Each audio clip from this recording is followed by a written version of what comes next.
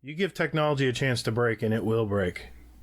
Well, I'll be streaming sometimes, and I won't notice that my mic isn't on until one of my mods tells me, and it's like, oh, cool. So I've been just talking to myself for 30 minutes. Well, it could be worse. You could have Xanafan 711 on your show and think you recorded the whole TWAB, and then realize that you hit the wrong key on your keyboard and actually was recording the downtime between, and it had no TWAB. If you notice, Xanafan shows only an hour and a half. It's because the TWAB's missing.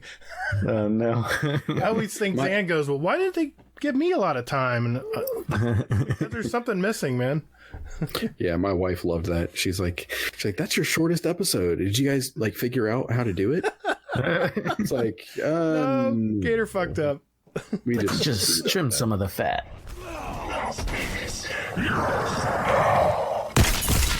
Guardian down.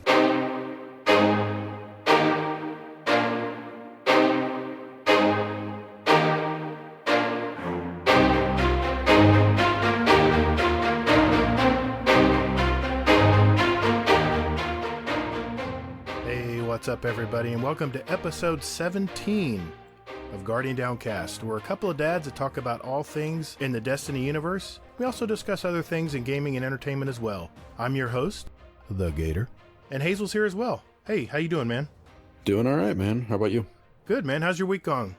Everything copacetic? Oh, I've been feeling like a damn pinata. Really? Work's been wearing me out, and daughter's got an ear infection. Uh-oh. You know, it's just been one thing after another. So, yeah. What about you? Yeah, it's been a rough week, man. It's getting a little chilly down here in Florida. I think we hit 62, the high yesterday. It was pretty brutal. So, we're hanging in there, man. I think I had to get a breakout a light jacket this week. So, fingers crossed, man. That's good, man. That's good. It didn't snow here at all, you dick. But yeah. There you go. Hey, guys, to start things off, I want to introduce our guest of the show. He is a cool dude that is a great content creator and streamer, and he actually appeared in my previous episode on the pre-Shadowkeep Crucible episode, if you remember. He was kind of my Crucible advisor, so to speak. So I wanted to hear his story as well. My friend, RockerDude. Hey, how you been, Rocker? Been good, and I appreciate you guys having me on. It's good. I'm excited. Good, man. Yeah, I've been wanting to hear your story, dude. I had you on, like I said, right before Shadowkeep came out, and I was so impressed. I said, man, I got to hear this guy's story. So thank you very much for coming on tonight. I'm excited to hear what you got to say, and hopefully we'll get a few chuckles in as well. So we'll just see how it goes. Alrighty. Well, so just an overview of tonight's show. We're going to get to know all about Rocker. We're going to test his Twitch reflexes with our special fast fire session we call the speed run. We're going to catch up on the past week in entertainment, talk about what we've been doing in Destiny this week, and also discuss our opinions on the Shadowkeep content, and also highlight any important topics that came in this week's TWAB. Then finally, we'll answer any Twitter and Discord questions from our community, and add 2 songs each from everyone here for our Guardian Downcast playlist on Spotify. So let's get started.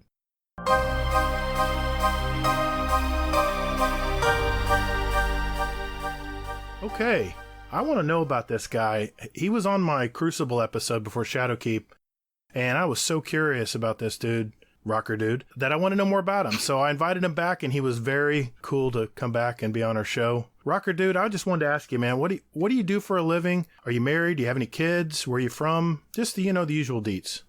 Yeah, so I gotta say, I don't know why I got really nervous all of a sudden. It's like, I even broke out a beer and everything, but thanks for having me again. So what do I do for a living? Recently moved into sales, which isn't, super exciting. It is for me just because it kind of gets my brain moving, but I used to do quotations, and basically what that means is I work for an electrical distributor. So I used to look at plans and specs. If you guys don't know what that means, it's like blueprints of buildings, and I basically do the takeoff for switch gear and lighting. Okay. Kind of the big components, and I get all that together, give it out to the electrical contractors, and then they bid the jobs. Nice. If we get it, then they order from us. But yeah, now I'm doing sales in the same industry. Okay. And it's been it's been fun. Excellent, man. Excellent. Little nice change of pace.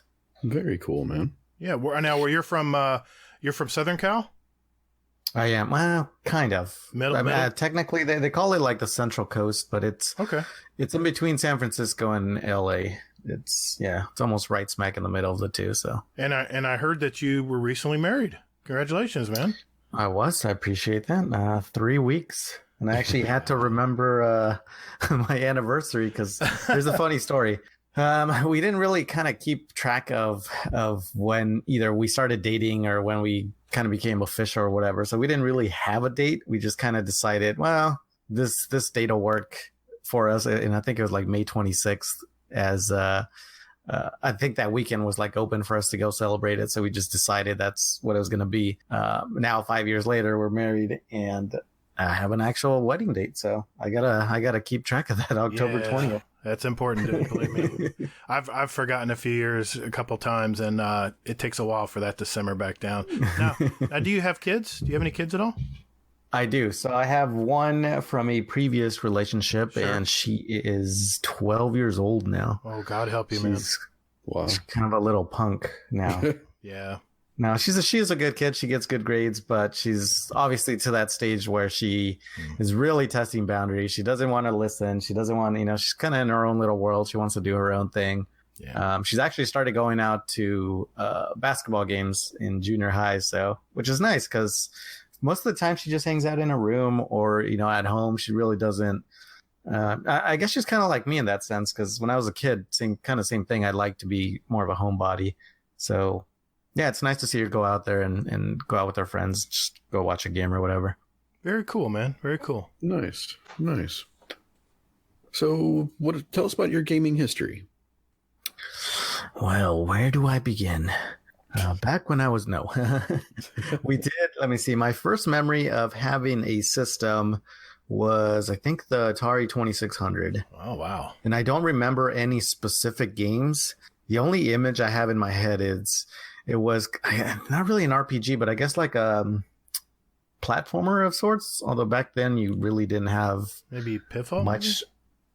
Honestly, I don't remember the name. I just remember playing it and how much joy it brought me just because, because it's not like now where you go from room to room and like it's a whole complete setting. It's just basically just dots on the screen, right? And it just different dots in a different room. So I don't know. I just remember all of us kind of getting together on the weekends and just playing that. We did play Pong, so we had the paddles with the wheel. Yep. But probably what really got me into gaming was the NES. We got that. I don't recall what year. Must have been for Christmas, though. And we used to play Super Mario Brothers 3. So for people that don't know, I grew up in Mexico. I was born and actually lived in Mexico up until I was 8 before we came to the States. So what we had was, and I'm sure you guys had them here too, but it was like just a little rental store with videos, back then VHSs and NES games. So that was kind of our treat on the weekends. We would use our allowance money to just walk down the street and go rent Super Mario Brothers 3. I don't know why, but that always seemed to be the like go-to game, and to this day is probably my favorite game just because of the memories attached to it. But yeah, we would go down the street, play that up. Always use the flute to skip some worlds and try and beat it. Very cool. Super Mario Brothers 1 was another big one. Basically all the Marios. And one of the funny stories I've told before on a different podcast is there was a glitch in Super Mario Brothers 1 where you can basically stomp on this turtle shell and you get quote unquote infinite lives. They're not really infinite, as I found out. But basically the numbers after 100 or like 150 just glitch out and you don't have a set number. It's just a bunch of like hieroglyphic looking things. So I get to the last world, 8-4, and I keep dying and dying. And if anybody's not played that, if you don't get to the last level with at least like a mushroom, it becomes a pain in the butt because you can't get touched by anything. And there's a couple like iffy spots. But basically I was in my bedroom, probably late at night, and I just kept dying and dying and dying. And those infinite lives turned into very real lives. And I ended up not beating the level. And I remember just screaming like and crying in my room. And my mom comes in and she's like, what happened? What did you fall down or what happened? I'm like, no, I just can't beat this stupid game. And she turned it off, unplugged it, put it away. And Uh-oh. But that was kind of my start. And then from there, I've been a big Nintendo fan growing up, and then Xbox, PlayStation. I think I've had the PS2, the PS3, and the PS4 primarily to play God of War. Yeah. That's Like very common. Yeah. So I play that, and then you basically branched off to Xbox when the two systems came out. You were more of an Xbox guy then. Yeah, up until GameCube, I was a full-on Nintendo fan, and then Xbox came out, and then I think it was PS2 at the time. But yeah, I ended up going Xbox, Halo, that kind of first-person shooter way, and then God of War 3 or 2, one of those. Mm-hmm. I went back and played the original, and then 2, and then I actually ended up selling my PS2 because it was just sitting there collecting dust. And then the new God of War comes out, and I get a PlayStation 3. I literally don't play anything else on it. After I beat it, it just sat there collecting dust. So then I sold it. So then, the PS4 came out. Kind of same deal. I played Shadow of Colossus on it, and then I played God of War, the new one, and it's been collecting dust in my entertainment center since. Did you ever play Last of Us on PS4? I did not. Okay, I hear it's a great game, but I have not. I've started it and I got to finish it, and it's been so long. I'm gonna have to just start over. But with the new game coming out, everybody I've talked to says it's a you can't miss that game. Yep. So cool, man. Cool. Well, let me ask you this: how did you run into Destiny? Kind of a funny story, and I actually owe this whole Destiny community and finding kind of sort of my place in it to my the guy who's my best man, my best friend I've known for 19 years now, which is crazy to think about.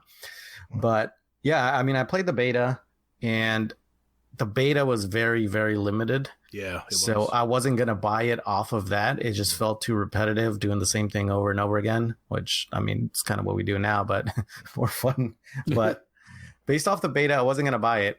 Game came out. I didn't buy it. Dark Below had just come out, and my buddy actually played on PS4. He had some people that he played there in a clan, but he said, "Hey, if I buy the game on Xbox for you, will you play it? Because I don't have any friends or anybody that play on Xbox." I was like, "Okay. I mean, if you're going to buy it for me, sure, I'll try it out." I'm just letting you know I played the beta, and it was just super repetitive, and I don't know how much I'll play, but I'll play with you. So he bought it, sent it to me, and that's kind of it. The rest is history. Well, I've been hooked on since. I got a question for both of you. How many times did you run that beta story? How many times did I run it? Honestly, not that much. I probably played it twice. Dude, I must have played it 20 times. I love the game so much. What about you, Hazel? Yeah, I did it once. That was it. What's wrong with you guys? I only did it once because I actually didn't play the beta until Sunday night. Oh, I only made it to the witch. That's right. That was no, that was the end. That was the end of the beta. That was all you got in the beta. You got to the first. Yeah, you got to the first witch. What do they call them? At least to this day, I still call them witches. The Dark Below was the mission. Yeah, it was. Yeah. It was one of the first missions in Destiny 1. Yeah, you go in the building in the Cosmodrome, and you came to the witch, and once you destroyed her, thank you very much. I played it 20 times. Yeah, that was as far as I made it, and then the beta ended. Yeah, that's right. It was like Sunday night at 8:00, and it ended. I remember you and that was it. That. And I was like, wow, that's it. Okay. I was going to say. I love this game, yes. I was going to make you show your Destiny card for a minute. All right. Now, here's another question. What character did you guys pick in the beta? You guys remember? I picked the Warlock right off the bat because I'm fascinated by mages. Yeah. I always love mages, how they use magic and stuff. And I'm not a big MMO guy, but I always watched my son play, and he always was throwing spells and stuff. I was like, I like that. So I've always been a big fan of Warlocks. Okay. Yeah. I picked Hunter, actually. Oh, nice. Yeah, I ended up playing Warlock was my first go-to Nova Bomb. Yes. And then I think I replayed it again as a Hunter. I don't think I got to a Titan. But yeah, Warlock was my... I don't know, because kind of like you, Gatr. It's just the magic, being able to throw spells and just, well, it was just cool. But I was an older guy, and I figured, I need to be more intelligent player, not more of like a Titan who just headbutts everything, So that's why you're a Hunter main now. Got it. Makes sense. No, I'm not a Hunter main at all. Now, Hunters were conniving. Nice. They were slippery. I hated Hunters. I still hate Hunters. But does their armor look cool or what? They are always the coolest looking players, of all the characters. They have the neatest, get-ups. I don't know. It's the capes, man. It's the capes. Although I will tell you this, the freaking annoying thing about the cloaks is that a lot of the shaders don't work, or there's like a certain graphic in there that will not change color, and it just messes the whole dang outfit out. Well, how about when you're riding a sparrow and your cape was all twisted and mangled? It was really weird. You ever remember seeing that when you're riding your sparrow? You're like, what's wrong with my cape? It's like folded backwards and inverted. It's what the hell? Yeah. And sometimes it just disappears completely. Yeah, that's true. That's true. Yeah. Well, I was going to say just about the hunter thing. I was giving Agent H a little bit of shit about being a hunter, and I was like, well, you can't like do a spin and act like I'm in a John Woo movie. And I'm like, actually, that does sound pretty cool. That's true. That's true. Yep. All right. So last of the softball questions for you. Okay. Where did the gamer tag come from? Gamer tag, not a huge detailed story, but back in so this NFG RockerDude has actually been my tag. It is my email address, and it just back in high school, You Found Glory. That's the NFG. That's what I was a big fan, and then RockerDude just kind of went along with it because I think you had to have a certain amount of characters in it. So NFG RockerDude, that's kind of where it came from, and it just stuck around. That's hilarious. Yeah. That's cool. That's cool. Well, hey. Nothing fancy there, but yeah. All right. Well, softball questions are over. Now we're going to get personal. Okay. What's one thing about living in California that you love? In particular, where I live, the Central Coast, the weather for the most part is pretty nice. I think although lately, people say that climate change isn't a thing. Lately, it's been freaking weird. Really? Like, it is nuts, but for the most part, when I first moved here, it's basically, I don't know, 86% of the year is like 72 and sunny. Oh, God. It's just like perfect weather. It's not cold. It's not hot. We get our rain spells kind of here and there, but that's what it used to be. So that was one of the big things. Recently, it's been kind of all over the place. And then the other thing is that this area where we live, we're far away from either Southern or Northern California to where we miss like the fires or that kind of stuff. I was just going to ask you about that. Crazy things happening. So because I have a lot of people ask me, hey, are you guys near the fires? Are you near these fires? And I'm like, luckily we can actually see the smoke. Like it travels up here far enough, but we're nowhere near it to where we have to evacuate or anything. So pretty lucky. I'm trying to imagine Central Coast. So is it more like desert and foothills like Southern Cal, or is it more like San Francisco or Northern California where it's tree lines? Or is it a mix? Kind of neither. It's more, I would say more, I live on the coast, so it's more the ocean, beaches, very coastal, yeah. I got you. Okay, cool. Nice, man. So what keeps you in California? Or what do you like about California? Tough question, because we have thought about moving out of state. But yeah, I mean, one is my job, and although I can transfer to like our parent company is like a multi-billion-dollar company, so like 1,000 different locations, and I could transfer to those if I moved or whatever. But the specific place where I'm at, I just got promoted. Benefits are good, pay is good, the people themselves overall are pretty good. But yeah, I mean, the job is great. I got the flexibility. It's Monday to Friday, but I know that if something came up or I have to leave, all of a sudden that my boss is pretty good to where, he's understanding there isn't big issues or anything like that. So I like that. The weather, the location itself, you can't really beat it. We're about 2.5, 3 hours from LA. So if we want to go into a big city, we can, do a lot of stuff there. We actually have pretty good concert venues, and a lot of people actually come in here quite a bit. So we have entertainment. The thing I would say I don't like as much is we don't have as much variety of food. But yeah, I don't know. I think the location in general keeps me here. It's a great place to live. It's, the weather for the most part is good, and my job is good. Right. My family's here too as well. But yeah, I would say those are things that probably keep me in California. So not like putting you on the spot or anything, but where are you looking at moving to? But you are putting me on the spot, huh? Well, like where, what did they offer possibly or something like that? So we've looked into Oregon and Washington because we want trees. So ideally, if we could afford anywhere, we could kind of live anywhere. It would be near a big city to where we can drive there for, different types of food, entertainment, that kind of stuff, but still be out in the country to where we have kind of privacy. It's green, it's quiet. So yeah, we've looked into like Seattle area and also like Eugene area. I've heard. So if we had to move it, probably somewhere there would be my guess, but it's actually not as cheap as you think it is. Yeah, I have friends in Washington State and in Oregon. They both love it. They can't say enough about it. Yeah. Well, we're all gamers here, but do you have any other hobbies outside of gaming? Golf. Although I haven't golfed as much, but golf's a good one. I actually I got into golf meeting my now father-in-law. Oh. That was my first experience with it, and it went terrible. So if the golf course, if you guys are out there, there's probably still a bunch of holes from that I made with my golf club. I've golfed with my father-in-law. It's not intimidating at all. And he's actually really chill and stuff, but it's like you're so nervous, first time meeting, you want to make an impression. Sure. And then I'm making holes up in the freaking ground and just embarrassing myself. It's like, oh my God. That's not a hole, that's a divot. Yeah, there you go. Divot. Okay. Although, let me tell you, that divot tool they give you is not big enough for the divots I was making. All right, it might be a hole then. I need a shovel to fix that divot. Oh my God. But golf's a good one. I stream.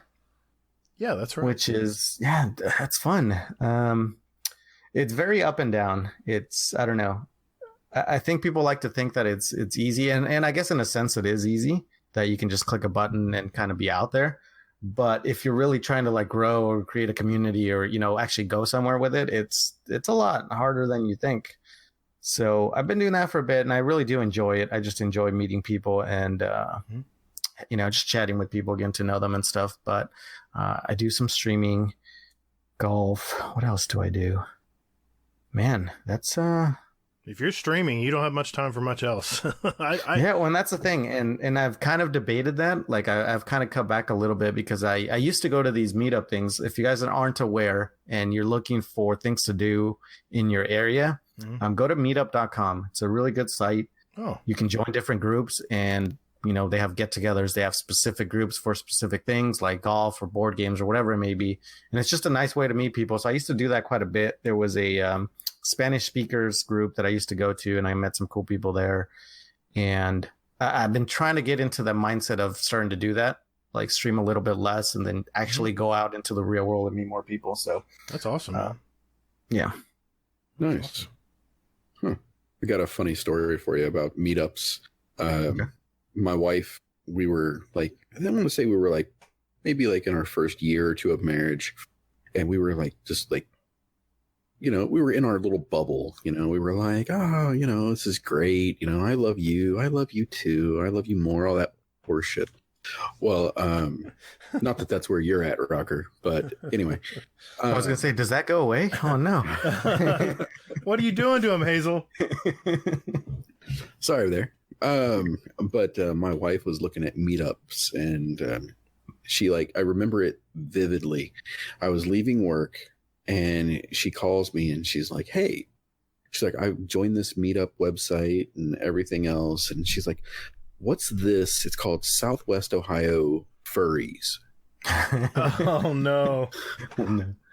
I damn near wrecked. I pulled over and I'm like, no, just no. And no. I'm like, it's not what you're looking for at all. And she's like, well, what is it? What is it? What is it? What is it? And just kept harassing me. And I'm just like, it's like, I don't want you to even Google it until I'm home. Oh my God. I'm like, I want to watch your face. So, oh my God. She luckily she waited for me and she Googled it and she's like, yeah, no, I that's a no. I'm not into that. And I was just like, you sure? So, yeah. That's funny. It would have been funny if she'd actually gone like, what the hell is this? That would have been amazing. Like, why is everybody dressed up in furry costumes? Why is there a big bunny in the corner? Yeah. What is he doing? Oh my God. That's funny. Wow. So No, meetups are great. Yeah. Yeah, they really are. We've actually done a couple of them, and we've met some friends, and it's been pretty cool. Question for you about streaming. Okay. So you were saying that you stream. What's the biggest audience that you've had? Biggest audience. Let me see. Probably a few hundred people, would be my guess. I'm not exactly sure how many. We've had some big hosts from She Snaps after she got hosted by somebody. So I think it was like 400 or 500 people. A couple years ago when I did Extra Life, I think actually it was my first year doing Extra Life. We got big hosts from James Work and Bonge. Both were very kind to send over their communities to help me raise money. And that was probably a good consistent 200 people for, I don't know, 6-7 hours. So, yeah. Well, that ties into my question. I noticed you do a lot of charity streaming for Extra Life and other benefits. What drives you to be so generous with your time? Is there some passion or something that you really get out of it? Or just, is there a reason why you are really into the Extra Life program? Extra Life in general or in specific is because I don't know. I've been very fortunate. My daughter has never really had any issues. She's been healthy pretty much her whole life. No big, no surgery, no breakages, no anything like that. So I've been very fortunate. And I know a lot of friends who haven't been as lucky.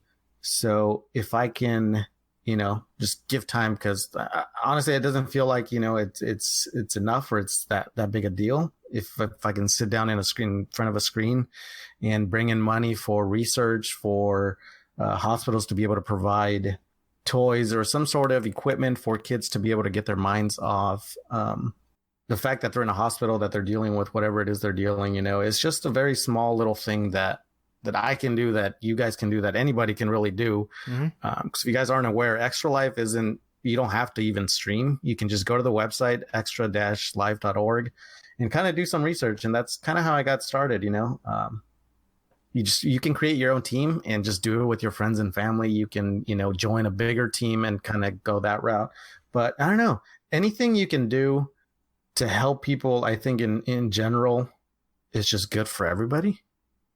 No, I like that, man. And I don't know, helping people, it definitely makes me feel good. And so it's kind of selfish in that sense that, makes me feel good to help other people. But the fact that I know that it makes a difference and that eventually or potentially they're going to remember and pass it along is, it's a big driving force, Absolutely. It's just, we all got to do a little part in, I don't know, making this world that can be kind of a shit show sometimes, just, a little bit better place. So that, yeah. I hear you, man. I hear you. Nice. One last question from me. So full disclosure, I've kind of stalked you on Twitch and Mixer. So that was you in the bushes that I heard. Okay. Yeah. He has that effect on people, Rocker. Yeah.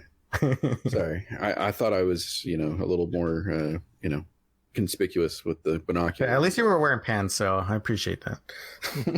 Yeah. I was shirtless, but anyway.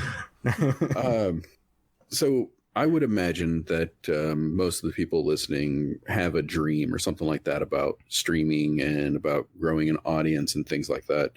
Mm-hmm. How did you grow your audience? Because you have quite a few followers and that. So any tips? And also, how did you grow your audience? Okay. So I've been pretty open about this on Twitch. Twitch is kind of an iffy.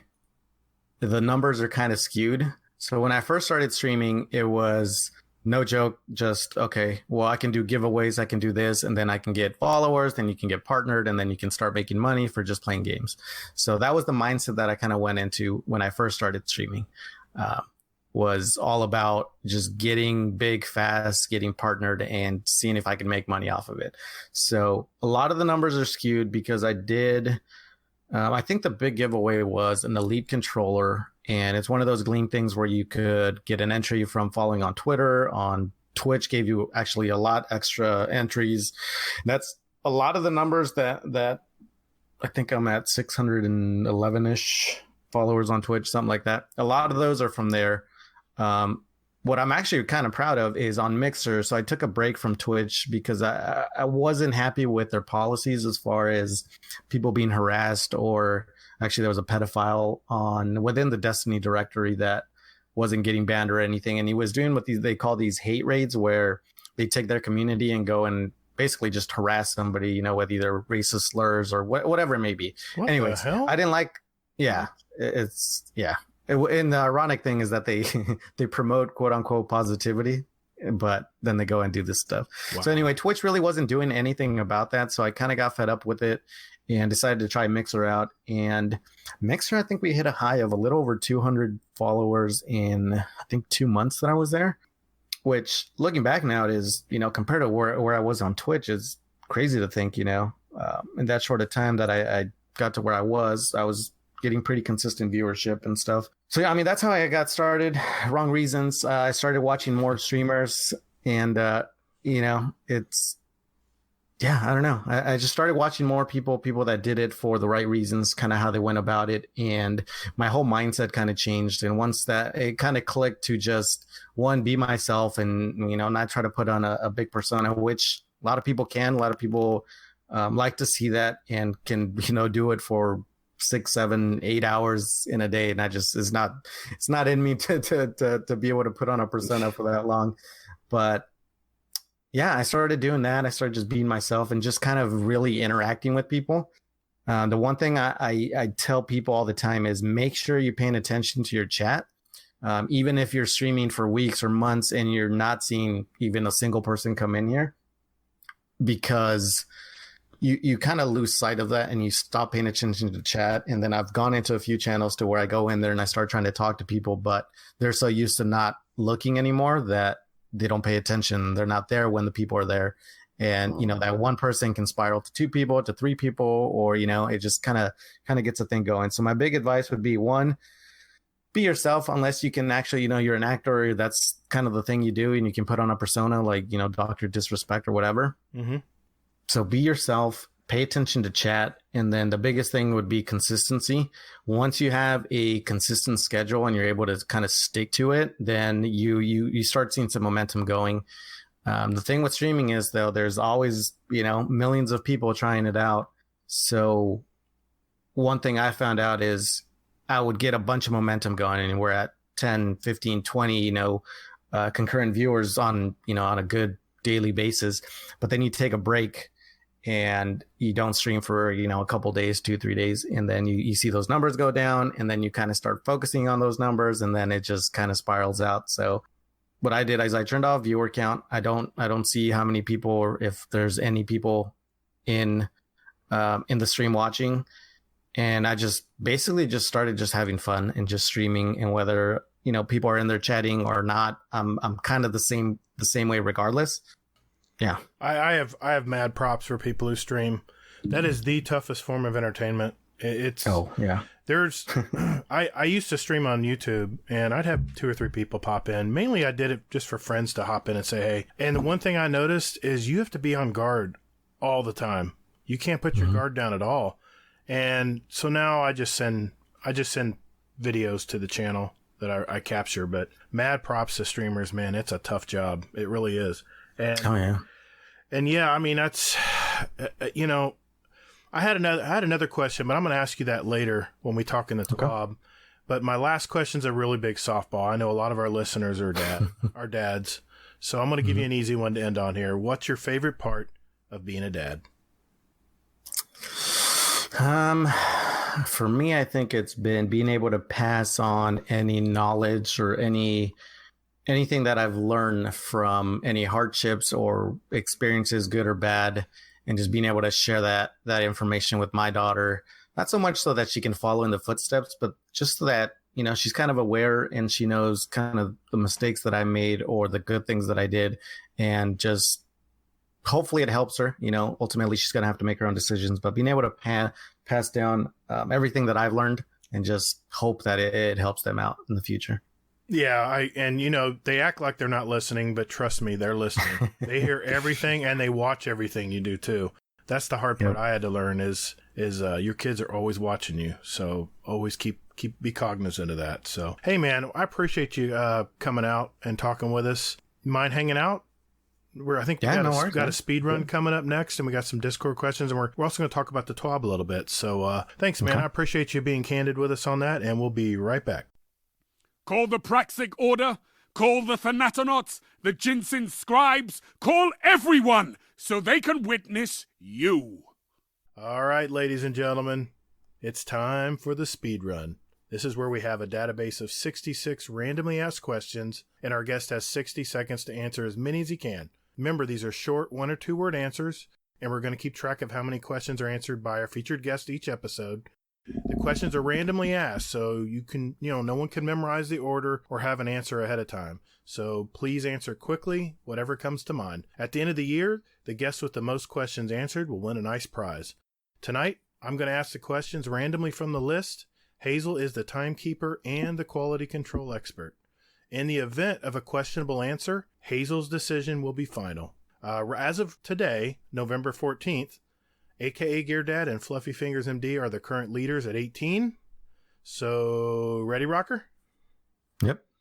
All right, here we go. 3, 2, 1. What is your favorite holiday? Thanksgiving. Could you go without your phone for 48 hours? No. Apple or Android? Apple. Pulse, Scout, or Auto Rifle? Hand cannon. If you had more time, what's one thing you would do with it? Travel. Horror movies, yes or no? Yes. Pineapple on pizza? Yes. Jesus. Have you ever been in a band? No. DC or Marvel? Marvel. Rock, paper, or scissors? Rock. Do you believe in spirits and ghosts? Yes. Drifter, is he evil, yes or no? No. Who is your favorite musician? The Beatles. Coffee or tea? Coffee. What is your best weapon of Destiny 2? My Austringer. Morning person or night owl? Night owl. Warlock, Titan, or Hunter? Hunter. Time. Damn, sorry I stuttered a little bit on that one. Drum roll, please. Hazel, what do we got? 17. Damn. There's always a wall there, I swear. You know how many people have hit 17? You're like, I think you're like what is it, Hazel? Is that like the 6 guests in a row it's hit 17? Not in a row. Not in a row, but pretty consistent. Yeah, it is pretty consistent. It is really tough, man. It is a lot harder than you think. Well, just so you know, good old Hazel here on our special episode, on our speedrun episode, he will be also in the hot seat as well. So he'll get to see what it's like. Hey, Rocker, thanks, man. Thanks for being a good sport about it. We still have our same leaders, so we'll have to see next week. Because next week we're going to have Chris 3711. He'll be with us, and we'll see if he can crack it. So, hey, thanks, Rocker. I appreciate it, man. Yeah, no problem.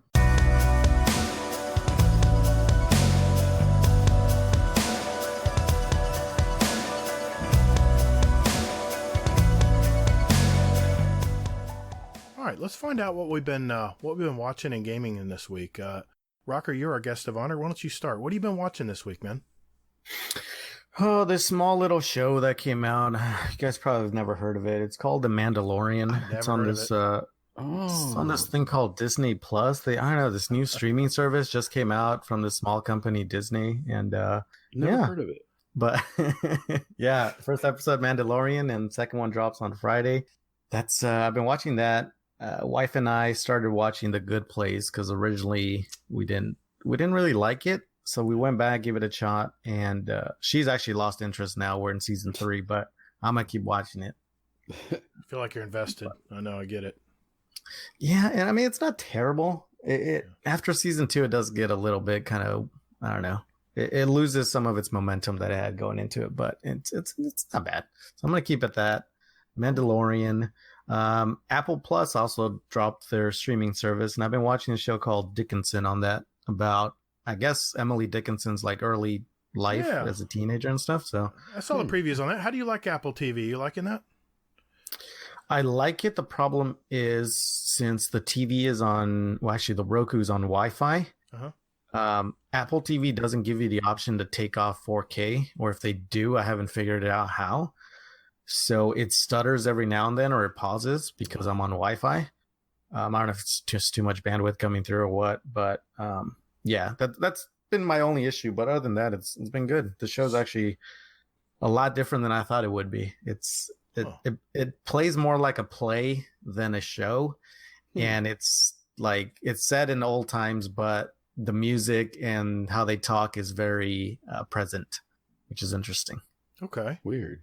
Well, I know I've got a lot of streaming services, but I don't have Apple yet. I mean, I'm an Apple user. Everything I have is Apple, it seems, except my PC. But what do you just go to a website, just like you do Netflix, and just make an account? Or do you have to go to Apple? Do you have to go to Apple, I wonder? You have to Apple.com? I'm pretty sure you have to go to apple.com, and then you can go to Apple Plus TV or whatever it is. Gotcha. And then you create a login and all that. And then from there, you just download the Apple TV Plus, or maybe it's just Apple TV app. So like an app? Okay. Yeah. I was curious. So anything else? That been what you've been watching?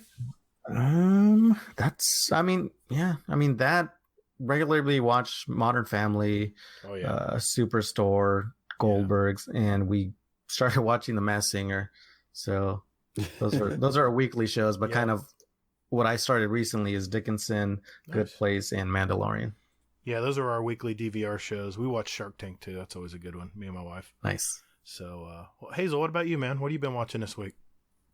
Well, I really haven't been watching too much. I started season 2 of Jack Ryan. Okay. That's a fun little show to watch. Yeah. Well, although the first episode was kind of brutal. I watched weirdly enough, the same show on something called Disney Plus 2. I've never heard of it, but The Mandalorian. Yeah. Oh, you stumbled upon that too, huh? You know what? I did. Let's just talk about it. Because I watched it too. Let's talk about it. What's their first impressions? Anybody? What do you guys think? I'm surprised, honestly, at the production quality. Yeah, me too. For a show. One of my biggest gripe with Star Wars in general, the movies, is that the CGI tends to be kind of Mm-hmm. Like it's pretty easy to tell it's CGI. Mm-hmm. This one with the practical effects and the CGI, honestly, it's just it's top notch. And I'm watching it on a 75-inch QLED TV, and it blends in pretty well. It's crazy. Now, and I don't mean that to be like a humble brag or anything. No, not at all. Once you get to that size and kind of that quality, it unless it's top-notch CGI or the production values up there, then it's pretty easy to get turned off by what you're watching. Yeah, 4K, you can see all the imperfections in shows. Yeah. Well, and then sometimes you start seeing that it looks like a set. It looks like a built set. It doesn't look like you're watching a show or a movie. But yeah, no, I was highly impressed. The acting's great. So far, the story is interesting. So yeah, I'm excited. What do you think, Hazel? Yeah, I mean, I would agree with everything he said. I mean, and that's the thing that I noticed actually about Disney Plus is that I spent, I don't know, maybe all of Tuesday night looking through the shows and just going like, oh my God, wow, look at that. And then my daughter, we were putting her to bed, or not really, before we were doing her bedtime routine. So we were we'll watch maybe 5, 10, 15 minutes of a show. And she's like, well, I want to watch Belle. So I put on Beauty and the Beast. Now, here's the thing with Disney Plus is everything is in, I think, 4K, ultra high def. Mm-hmm. And I'm watching this and I'm like, what the fuck? It did not look like this when I was growing up. Yeah. Everything looks crystal clear. It looks beautiful. I'm like, where's the graininess? Where's, there was just, it just looks beautiful, everything on there. So yeah, I've just been looking over all of Disney Plus for the past since it came out. So it was funny. I watched Empire Strikes Back last night. I was supposed to play Destiny, but I got sucked into the Disney hole, and it said, why don't you watch Empire Strikes Back after this? That'd be a good one to see. I'm like, okay. And I did some busy work on The Office, and I was just it just brought back memories. It's great memories. And I watched obviously I watched The Mandalorian. I watched it twice because someone told me that Boba Fett in the bar is somewhere in the corner, in a dark corner, that he is still alive, I guess, that he survived the sand pit. So I've been sitting there looking. Unquote, yeah. I've been looking in that bar trying to find Boba Fett. Someone said, I think it was from Generation X Gaming mentioned it this last week. And they said, yeah, if I had to move my lighting up and stuff, but you can see him. He's still alive. He's back there. I'm like, wow. So I watched it back second time. I was like, I still don't see him. I tell you what blew me away, guys, is Jon Favreau is the one creating this. And he wrote it. Yeah. you know what I love about that is Jon Favreau is our age. He is old school Star Wars, so he is a fan of the show. He's a fan of the movies, and I have trust that he's going to do it right. You know. Dang, I didn't know Jon Favreau was 33. That's crazy. Well, he's okay. He's close to my age. Okay, not your age, but my age. Okay, but no, the cameos by Carl Weathers blew me away. I haven't seen him in anything in a long time. I Nick love Nolte. That. Yes, Nick Nolte. Yeah. What did he say? Yeah, I have spoken. I spoke. Yes. I love that part. That is so awesome. But yeah, I thought it was movie quality. It didn't seem like a TV show at all. It seemed like a movie that got cut off, and I wanted to keep watching. Well, and that's the thing that hit me. I didn't realize that you couldn't binge watch it. It's going to be a weekly thing. I hated that. I was like, wait, what? It's over? Well, Where's think the next about it. Think about it. If you're Disney, you're like, okay, no one's going to get the free 30-day thing. Yep. Watch Mandalorian and then cancel. So they're smart. You know, that's smart. But I was looking for Shaggy Dog, the original Shaggy Dog, because I remember going to the theater to watch that. But they have the newer Shaggy Dog, which I care less about. But I did find Herbie Rides Again, so I'll be watching that soon. Nice. That just brings back all. We went to a ton of Disney movies as a kid. My parents loved the theater, going to the movie theater, and I saw so many Disney movies. They were really big back in the day, back in the early 70s and 80s.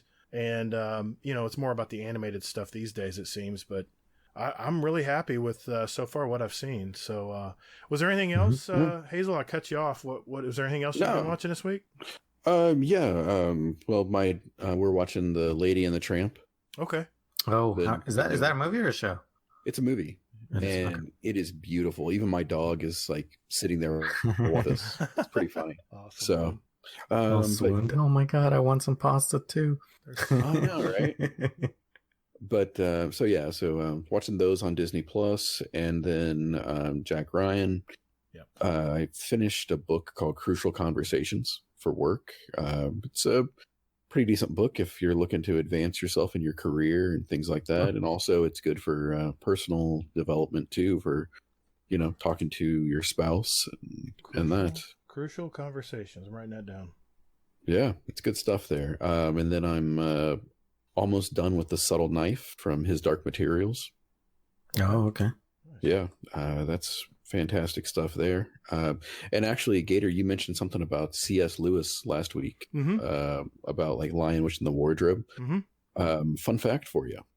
This is actually the author, Philip Pullman, for His Dark Materials, wrote this in response to C.S. Lewis and The Lion, the Witch, and the Wardrobe, and that whole series, the Narnia stuff. Now, are you talking about is this the HBO show you're talking about? His Dark Materials? Or is this a book? It's a book series. It's a book first. Okay, gotcha. Yeah. But he wrote these books in basically response to the Narnia stuff, because the Narnia stuff is actually like heavily rooted in religion and like Catholicism and that. It's very symbolic, yeah. Yeah, exactly. And His Dark Materials is like the antithesis of that, where basically one of the characters sets out to kill God. Oh, wow. Yeah. And this is actually, I mean, like this book is like, these books are banned in like certain areas and things like that just because of the content. And these are for kids actually. And how it's presented is it's got stuff for kids, but it's got more stuff for adults. It's got like a double meaning, kind of. Exactly. Gotcha. And then last thing is I've actually picked up on Comixology, Absolute Carnage.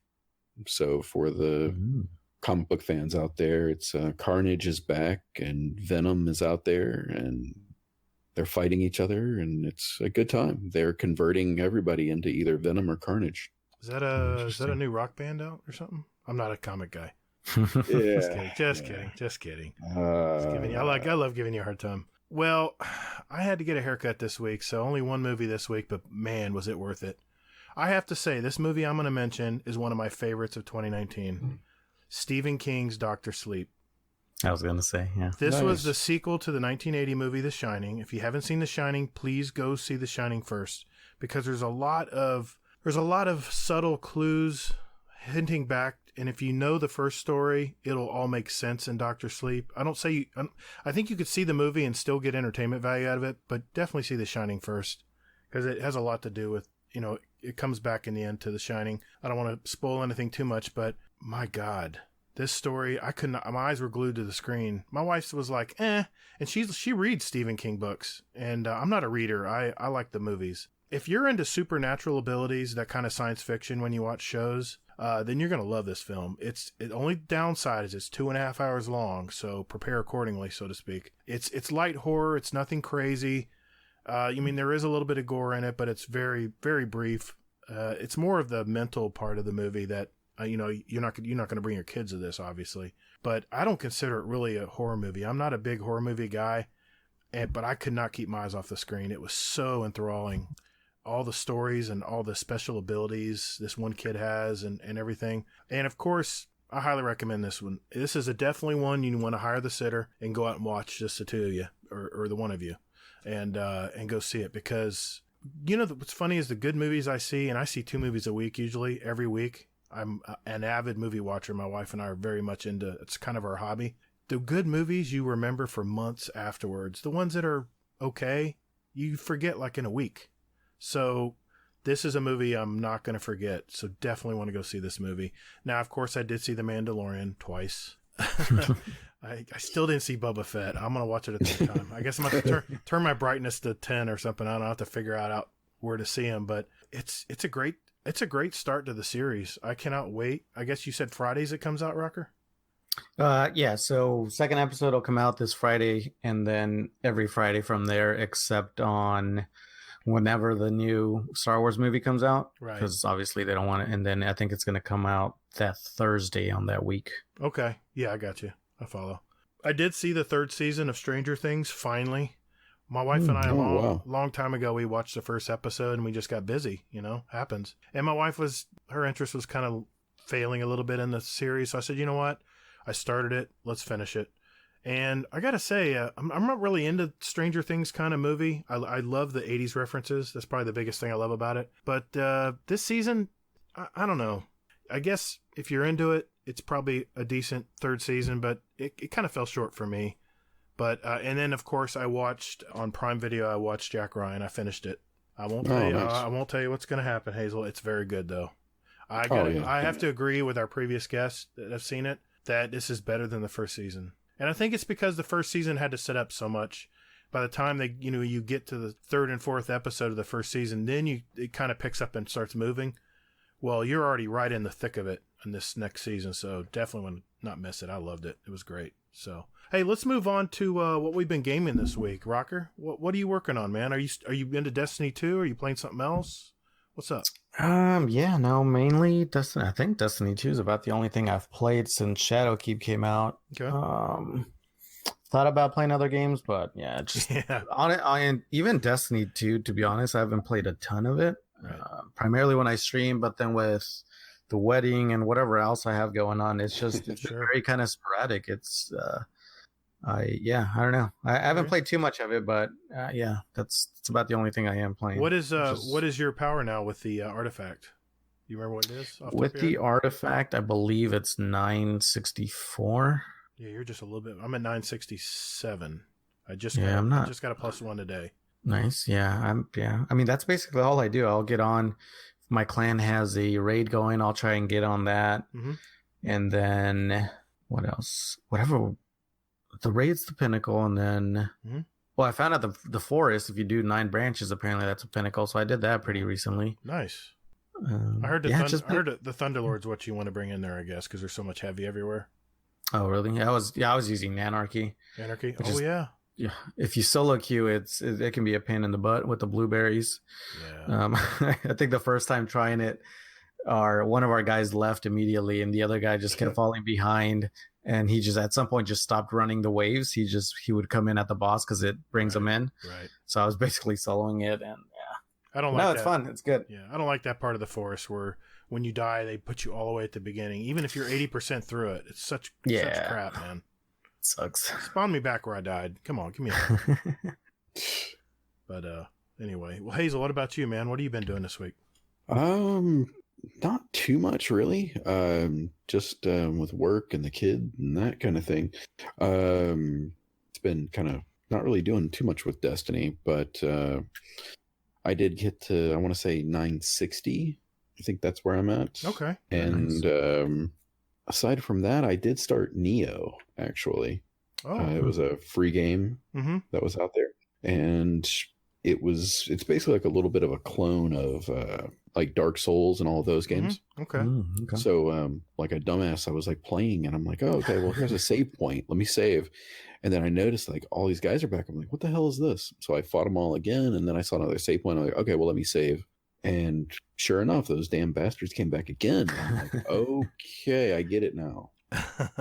So yeah, so that's a little PSA. If you play that game, save carefully. I got a question for you guys. What is your seasonal rank right now? I believe I hit 99 last night. Nice. You got the exotic emote.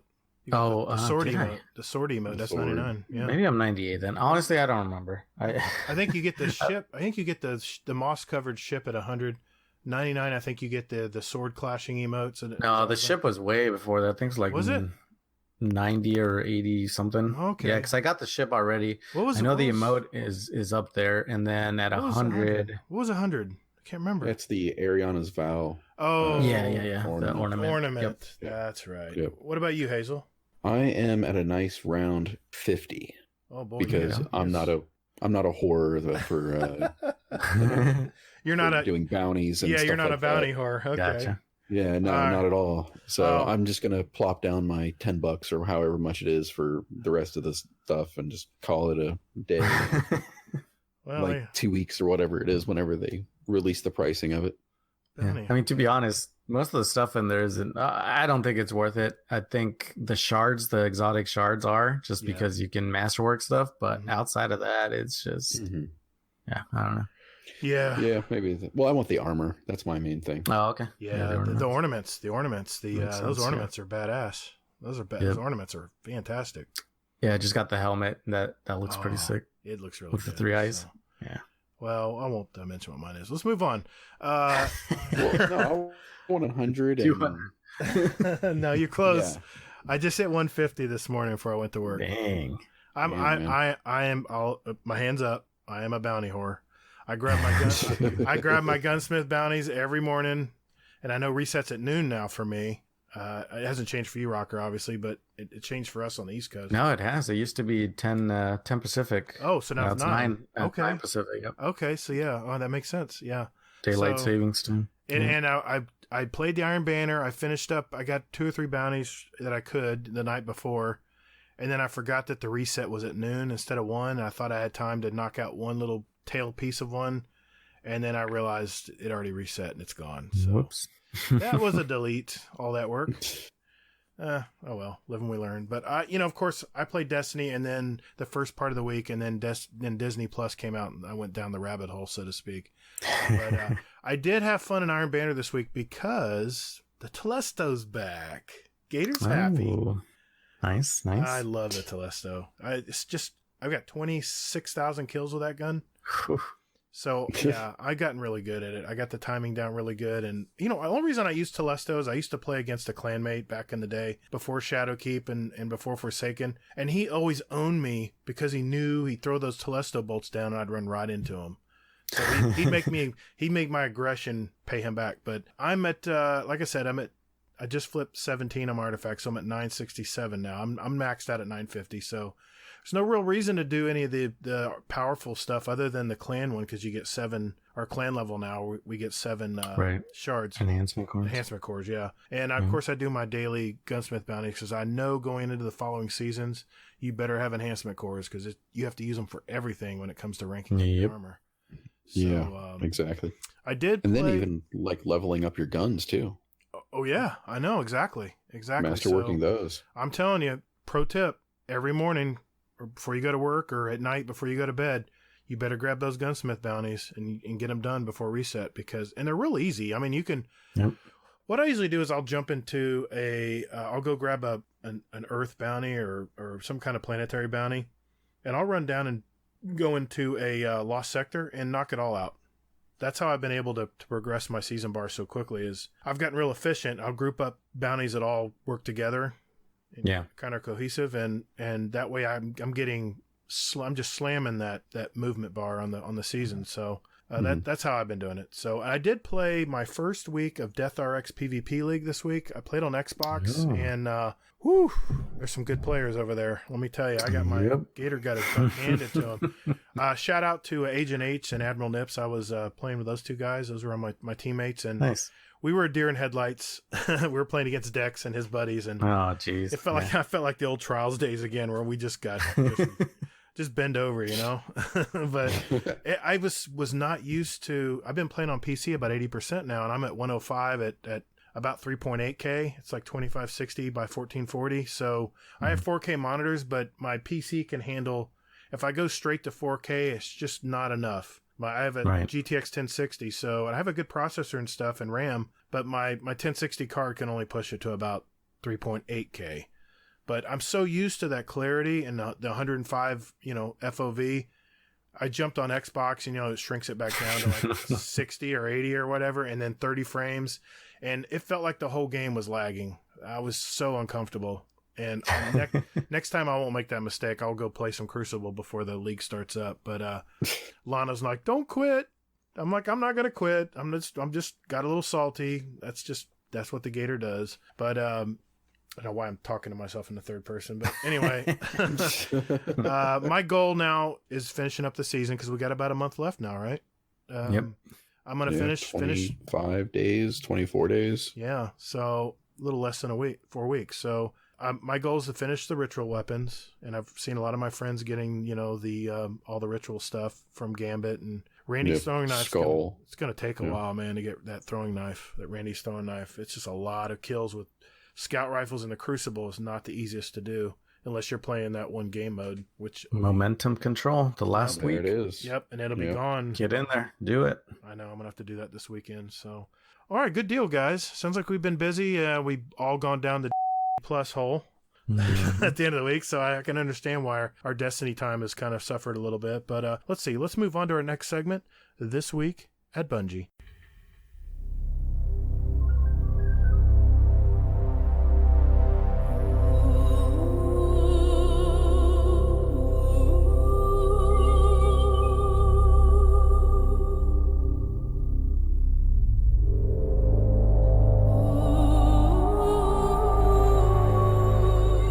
Let's see what's going on with Bungie this week.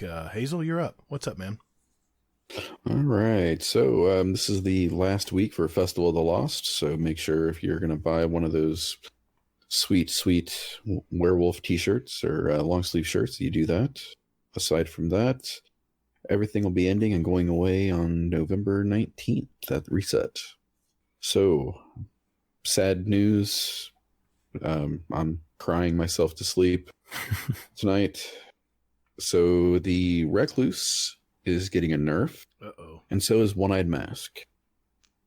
So, sad to see those. The change to the Recluse is going to be towards the Master of Arms perk. They are removing the precision damage modifier. They do state, though, that Recluse will continue to receive a damage bonus from Master of Arms, but damage will not default to precision values when the perk activates. Okay, explain that. So, see, when I'm using Recluse on console, it's so freaking inaccurate that all I'm getting is body shots anyway. So you're saying that if I still use it as hit him in the body with it, I'm still going to get the same damage? No. So no. I'm not going to get, so I'm not going to get crit damage, in other words, for hitting Correct. him. Okay. For hitting him in the body. I understand. Yeah, that's what I thought you were going to say. Damn it. Yep. So it'll still get a buff, but it won't be, because I think right now it's basically like a 1.9 damage, Pretty which strong. means you don't have to hit crits. You can just hit all bodies, and you're basically still hitting the max damage that it can hit. Okay. Where it'll probably be like, I don't know, like a 1.5 now or something like that for body shots versus being max, which man, we've all seen this coming. I mean, it's not a big surprise. Yeah, I know. I just wish they would like buff other things to get them up to some sort of kick-ass level. Then the problem is, the only problem with that, Hazel, then it becomes Call of Duty. I know, it's power creep. Yeah, it's power creep. I mean, I get it. I mean, if you brought everything up to Call of Duty numbers where everything's, TTK is like, everything is like 0.5, then it just takes the fun out of the game, I think. I don't know. Yeah. I get it. Anyway, I'm going to start bitching about, Telesto saying it needs to be nerfed. Don't you dare. They already nerfed it. If you know how to use the gun, it's still good. Just like probably the Recluse. If you're good using the Recluse, or how Easy says, the Recluse. The Recluse. The Recluse. I'm sorry. Yeah, the Recluse. That's the Texas pronunciation. I get it. Exactly. Yes. Wait a minute. Hold on. I gotta put that in again. So a moment of silence for Easy. Hey man, I've been thinking about paying someone $20 to get me the Recluse. Okay, thank you. I'll add it in. Nice. So the change to One-Eyed Mask. They are removing the overshield granted from defeating an opponent that inflicted damage on you. Thank you. Mm-hmm. That's still just a little nerf, actually. Still powerful, though. But the overshield was the problem, Rocker, though. The overshield was what made him... It was crazy, man. Depends on who you ask, man. You still get health regen. You still get long-lasting wall hacks. You still get the damage buff. Yeah, didn't they nerf the wall hack, though? Didn't they nerf the amount of time? It was like 9 it's still like 7 seconds now. It's still 7? It's still up there. It's more than Foe Tracer. It's more than other stuff. Really? Well, the Titans, they need all the help they can get, so. Yeah, because we don't have cheat codes like a damn, Nova Bomb that, tracks you for, across the map. What? Nothing wrong with the Nova Bomb. Now if they brought back, what was the 3 Nova Bomb, Rocker, in Destiny 1? What was that called? Shatter. Yeah, Shatter. Please bring that back. I love that Nova Bomb. Yeah. I'm going to get on the train. I'm going to start that. I'm going to start trying to nerf Warlocks. What? Yeah. That's what Bungie replies to, obviously, is public pressure. Oh, yeah, I went there. That's funny. All right, whatever. All right. So they are buffing, actually, Xenophage. Mm-hmm. Because that thing was a cluster, apparently. Yeah. I didn't even go for it because I heard that it was just abysmal. I still got to get it too. How about you, Rocker? You I haven't. No. Yeah. I got the quest, and I still have to go. Scan the Oracle looking things, that's what I got to do. Do all that crap. I saw the reviews, so it sucked, and didn't even think about it. But it's 50% buff, right? That's pretty strong. PvE. Yeah. Yep. So. And then ammo pulled from PvP crates has been increased that's a buff as well. For PvP. 3/4. Yep. Yeah, that's a buff as well. So. Yep. Exactly. Well, we'll see. And then. Yeah. One other thing that I wanted to mention here is that they're going to allow bounties to be purchased through the app, actually. Oh. Yeah. Good stuff. Finally, right? What? Really? Yeah. I didn't read that part. Yep. Yeah. Read it again. Okay. I'll read it again. Yeah. There you go. Interesting. I didn't know that. Through the app? That's cool. So you could be at work. App. You could be at work loading up your bounties for when you come home.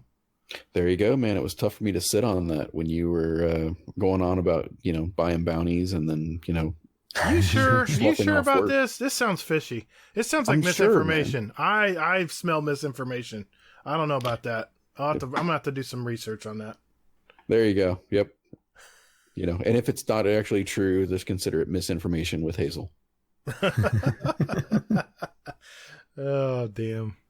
All right. And that's pretty much it. Do you guys have anything else? Yes. I had a question for Rocker. When we talked last, Rocker, we were talking about pre-Shadowkeep, the sandbox with the Crucible. We went over it extensively, in fact. My question to you is, what do you think? Do you think it panned out the way we thought? Or do you think something came up that maybe was surprising? Not to put you on the spot, but was there anything that stood out that maybe we missed? What stands out? Well, one thing I learned yesterday is about hand cannons, and Cool Guy did a lot of research. And basically, range is useless. Not worthless, but it's pretty much useless. Really? Because all hand cannons, whether you have 30 range or 78 range, 80 range, whatever, drop-off starts at 25 meters regardless. So all you get from having more range is a potential 3-meter increase in that drop-off, which if you've ever looked in PvP and like actually measured, it's not that much. So that was crazy. I don't know. I wonder if range still makes it stickier though, more aim assist, at least on console. Yeah, maybe a little bit. Yeah, we talked about that. We knew that the damage fall off for hand cannons. I remember us talking about that, but I didn't know it was going to be that abrupt. That's pretty bad. When I think it's all weapons across the board in general. Yeah. If you're not in that optimal range, you really notice the drop off. Like pulse rifles, I've noticed. I got a Bygones with outlaw kill clip, and I was really excited. But if I'm not in that mid range, if I kind of push off towards that longer range, like a blast furnace range, then I definitely notice it, and it tickles. The drop off is pretty severe. Yeah, I've felt it. I felt it. Yeah. Hey, Rocker, what's your meta? Good question. What's my meta? PvE or PvP? PvP. PvP. I would assume PvP because I always equate you with PvP versus PvE. Really? No. Pretty efficient in PvE. Well, I assume. I mean, even Ethan's efficient at PvE, so I assume. PvP. So PvP, I run Night Stalker. I actually started running Bottom Tree. We talked about with that. The changes. Yeah. But I do not like it. Okay. for PvP because you get multiple shots with the arrow, but the tracking seems still off. Okay. Like it's pretty easy to avoid, and although the range increase on it, when you're using your super in PvP, you're really just trying to spam it and get as many people as possible. You don't want to shoot it. You tether someone, switch to a gun, and start shooting them. So I don't know. It feels off. I do like the synergy with the grenade and the smoke to where going invis gives you energy or grenade energy, and then getting ticks of grenade damage gives you some of your smoke back. I do like that, but my meta is Top Tree Gunslinger with Dragon Shadow for the exotic armor. Nice. Erentil, and lately it's been, if it's a bigger map, it'll be Jade Rabbit. Otherwise, it's still my Austringer. Still love that thing. Now, you play on console, correct, Rocker? Correct. Yeah. So, yeah, that Austringer is really good on console. The range is really good. Although now that I found the range doesn't really matter, I might go back to my service revolver. Cool guy. Moving target. So Cool Guy is one of my favorite YouTubers, man. Him, Fallout, and Kami Cakes, and True Vanguard all have great stuff out there. Yep. So call me. Yeah. Call me. Oh dear God. Yeah, right after Deej. I did want to make a note though that speaking of Bottom Tree Night Stalker, I saw that Agent H threw a video out there of him getting, I think, 3 kills with it. And I'm like, ooh, that's sexy. I mean, I that's a reason why my hunter is my my number 2. So no, I mean it's definitely viable for how I play. I'm very aggressive, so if I'm going to pop my supers because I see 3-4 red markers on my map, so I'll go in there trying to get them all. But if you have people moving around, it's a lot harder to hit them than with like a golden gun, where you can basically just look at them, line up the shot, and then it's an instant kill.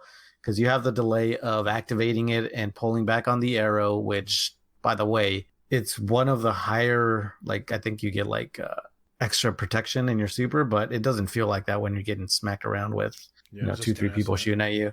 So it's definitely viable. It's not a bad super, but it's not as good as I thought it was going to be. So yeah, golden gun's still kind of my default. Well, let me ask you this. Me and Hazel talked about this last week, but what's your impressions of Shadowkeep so far as how they're rolling out the DLC, the season bar, the moon activities? What do you think overall? The new dungeon? Have you done the raid? I have. I've pretty much done everything that the season has. I was a little disappointed with how much content there was. Yeah, there is a grind, but to me, it's not the grind that I enjoy. I know people who play for a living or get to play 8-9 hours a day enjoy being able to do nightfalls over and over and get the materials and being able to masterwork or whatever. But for me, I'm down to maybe 3 days and even sometimes 2 or 1 in a week. There just really isn't a ton of new content for me that gets me excited. The story was pretty straightforward and I really enjoyed it, but once you've beat that, it's kind of it. Yeah. Master hunts or the hunts themselves are fun. Everything in the game that came with Shadowkeep, it's fun. It doesn't keep me wanting to go back and do it again. I've done the raid, I think 3-4 times, and it's fun. It's a good raid, mechanic heavy, but I don't know. It doesn't get me excited to go back and try it. I was going to say, as far as the season pass goes, I like it. It doesn't feel very rewarding though. So I don't know. This season was kind of different in that if you bought Shadowkeep, you got the rewarded season pass, right? I don't think you have to buy the $10 extra. No, or I don't know if that's going to no. be every season. If you buy every season pass, or if you bought the season pass, then you're going to get that free anyway. Yeah, so if you got that, yeah, it's not bad. But my free-to-play account that I play with my son, I decided to go and buy the $60 seasonal, the whole season pass thing, and yeah, it opened up the bar right away. But the only thing I can't get still is Forsaken, which I don't care to go through all that again. So I'm good for the year on my I guess my little Smurf account on Steam. But though, correct me if I'm wrong, the only thing that's going away when the next season comes up in a month is the Vex invasion thing, right? The Vex offensive. As far as I know, that's not going away. What's going away is the artifact. They're going to. So your artifact's going to be gone. I mean, I haven't seen anything that said Vex offensive is going away. And I wouldn't think that they would get rid of that. That's still going to be there, you think? Hazel, you think it's still be there? Nobody knows right off like what's going away. Okay. I think what's his name? Mtashed. He put a video out saying 8 things to do before this season ends, and he's like, quite frankly, nobody knows what's going away. Right. Yeah. Okay. Well, and even in the TWAB this week, they were kind of I was confused because they just said anything that's exclusive to the season. I know for sure the title you will not be able to earn after this season's done.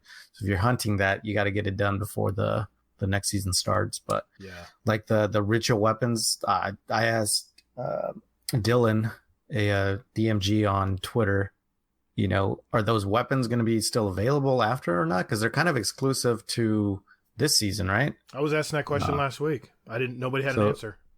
Right. So I don't know if those are going away or not. I know the 3 quest lines for, I think it's the shaders. Those 3 are going away after the season. And if you haven't finished them, they're just going to disappear from your pursuits. So I don't know. A lot of questions. Well, I guess we'll find out, but I wouldn't think that they get rid of a big activity like Vex Offensive. Right. I'd be very surprised if they did. But okay, that's good to know. Good to know. Yeah, because I did it. I tried it out. I got a couple guns, and I was like, okay. And me and Hazel were talking about last week. It's hard to be motivated to go back to the moon and do stuff. It's all about progressing that bar, it seems, and doing bounties for me at least. I can't speak for Hazel, but it's like the moon activities. Tried them. I still have yet to do. I did one nightmare hunt, and it was the beginner one. I haven't done the crazy hard ones yet. I know there's some mods you can get for that, but okay. I was just curious. Where you stood on the Shadowkeep stuff. So, hey, thanks guys for answering those, and thanks Hazel for going over the TWAB this week. Let's move on to our Twitter and Discord questions. Overtime. Let's do this. All right, boys and girls, rub my hands together. It's time for those Twitter and Discord questions. We're going to start with our Twitter questions. We had 2 from Twitter, and they were specifically asked to Mr. RockerDude. The first one is from Jay, a.k.a. MeefJ, or at MeefJ. What was your best at Extra Life for Kids moment this year? This year? That one's kind of tough. I don't think I have a specific one, but it's actually been a lot of fun to do emotes for donations. Kind of gets me a little bit out of my comfort zone, but I know it's for a good cause. So kind of backstory, one of the incentives for donations is anybody who donates $10 or more gets to pick any emote from Destiny 2 for me to do. Really? So I put down my green screen and I end up just looking goofy on stream. So that is so cool. I haven't thought of that before. That's awesome. That's nice, man. I like that. It's a good idea. All right. Second question is from Rock City Roller. NFG RockerDude, how do you manage to keep yourself in such a positive mindset all the time? Does this carry over to in real life? Interesting question. So here's the thing. I think there's this misconception that being positive or always being positive means that you're always happy.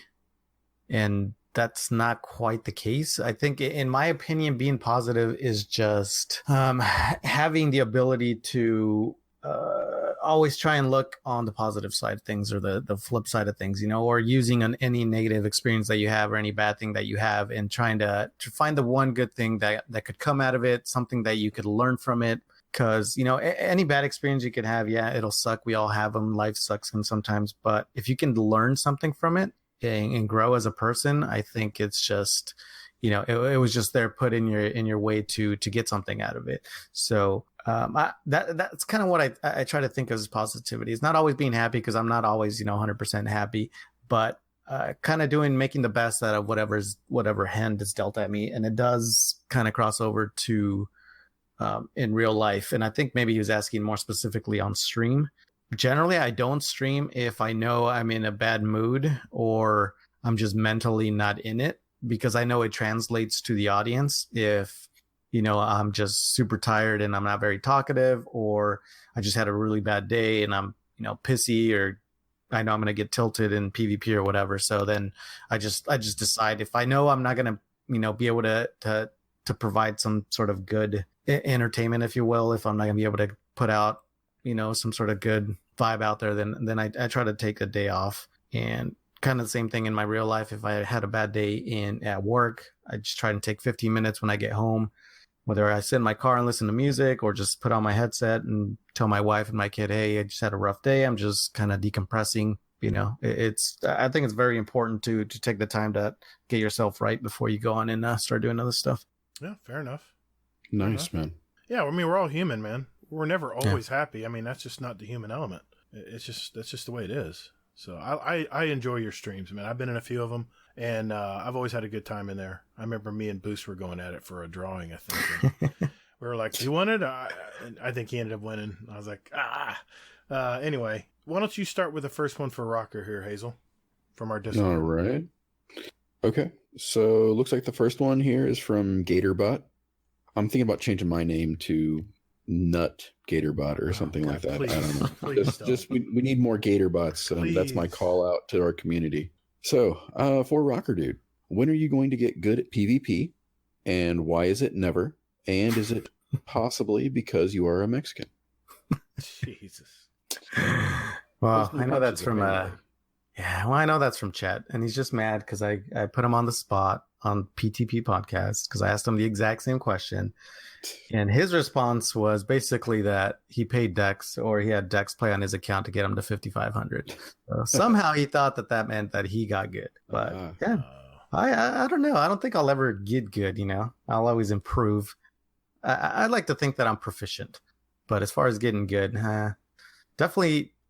I don't think it has got anything to do with me being Mexican. That's for sure. But well, I'll just keep trying. I'll just keep trying to get good, and eventually maybe I'll get there.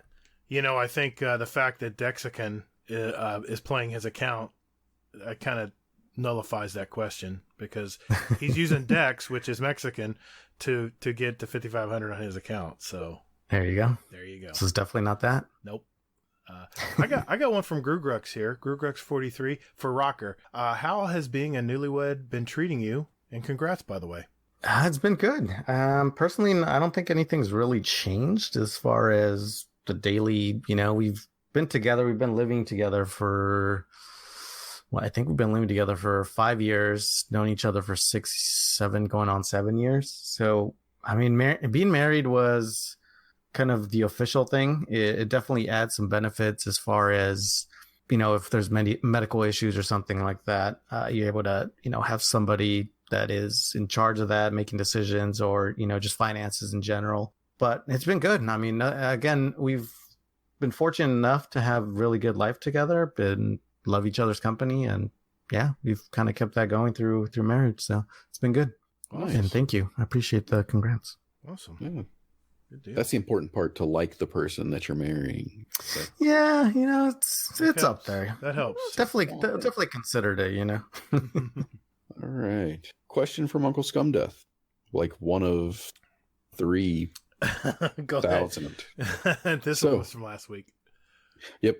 So I was riding the motorbike home from work today, and I had to buy a bouquet of flowers for my mom's birthday. How the fuck can I get flowers home on a motorbike? So I strapped them in my bag and hung them to the front of the bike. This was an ingenious improvisation. What was the last time you had to improvise to overcome adversity? Here's a pick. Love the show. Yeah, it's a great pick. That is actually. I don't know how those flowers survived the way home, though. He must have been going slow. Yeah. You guys got an answer? Man, for that's this? I gotta think about that. Improvisation, yeah. Overcome adversity. I was gonna say I don't know about adversity, but when I was gonna propose to my now wife, I had to find an excuse to get out of the house and buy a card because. Okay, I guess I should explain how I did it. So basically, I was trying to search or look for the perfect moment or whatever. We were set to go on a vacation to San Diego that year or this year already, so that was kind of very obvious. If I took her out to a nice dinner in Santa Barbara or wherever, that was going to be kind of very obvious and see it coming. So there really wasn't that moment. So what I decided was on Mother's Day, it just felt like a right moment to do it. So I ended up telling her that I had to buy my mom a gift. And that I was going to go to the store. So I went to the store and got the ring, put it in my pocket. I also bought a card, and I basically just wrote down how I felt about her. And because I'm much better at expressing myself through words and writing versus talking, especially on the spot. So I basically wrote how I felt. And at the end, asked her if she'd, want to be my soulmate, my partner for life. And so the excuse was that I was going to go buy a present for my mom. I also bought a plant for her as a dummy gift. And then I laid in bed, gave that to her. And then by the time she finished reading, I popped out the ring. And it was kind of a little misdirection, if you will. That's awesome. Wow. Scumdeath has a ton of questions here. I'm gonna come back. I'm gonna come back to you, Uncle Scumdeath. Believe me, I want to shake it up a little bit. You have something to add, Hazel? Yeah. So actually, for improvisation and that kind of thing, actually, my wife did it. She overcame some misdirection from me. So my mom, she's kind of bad with the internet and Amazon and that kind of thing. So she just gave me money and said, "Hey, buy Tasha a gift," and that kind of thing. So I was like, all right, sure. So I bought it online on Amazon and I had it sent here and I had it sent as a gift. Well, I forgot to include a gift note. Oh, no. So she got this mysterious gift of something that she wanted and she had no idea who it was from. And so she's thinking it's from family members and everybody. And she kept coming back. She's like, is it from you? This is something you would do. And I'm like, well, no, it's not actually from me. And I didn't want to tell her. So I'm like, well, maybe the card will show up or maybe my parents will call her or something like that. And she ended up looking at the receipt after maybe 2 hours of calling people. Wow. She's tenacious. So yeah, she saw this receipt and it said, say thank you. And I was like, oh shit.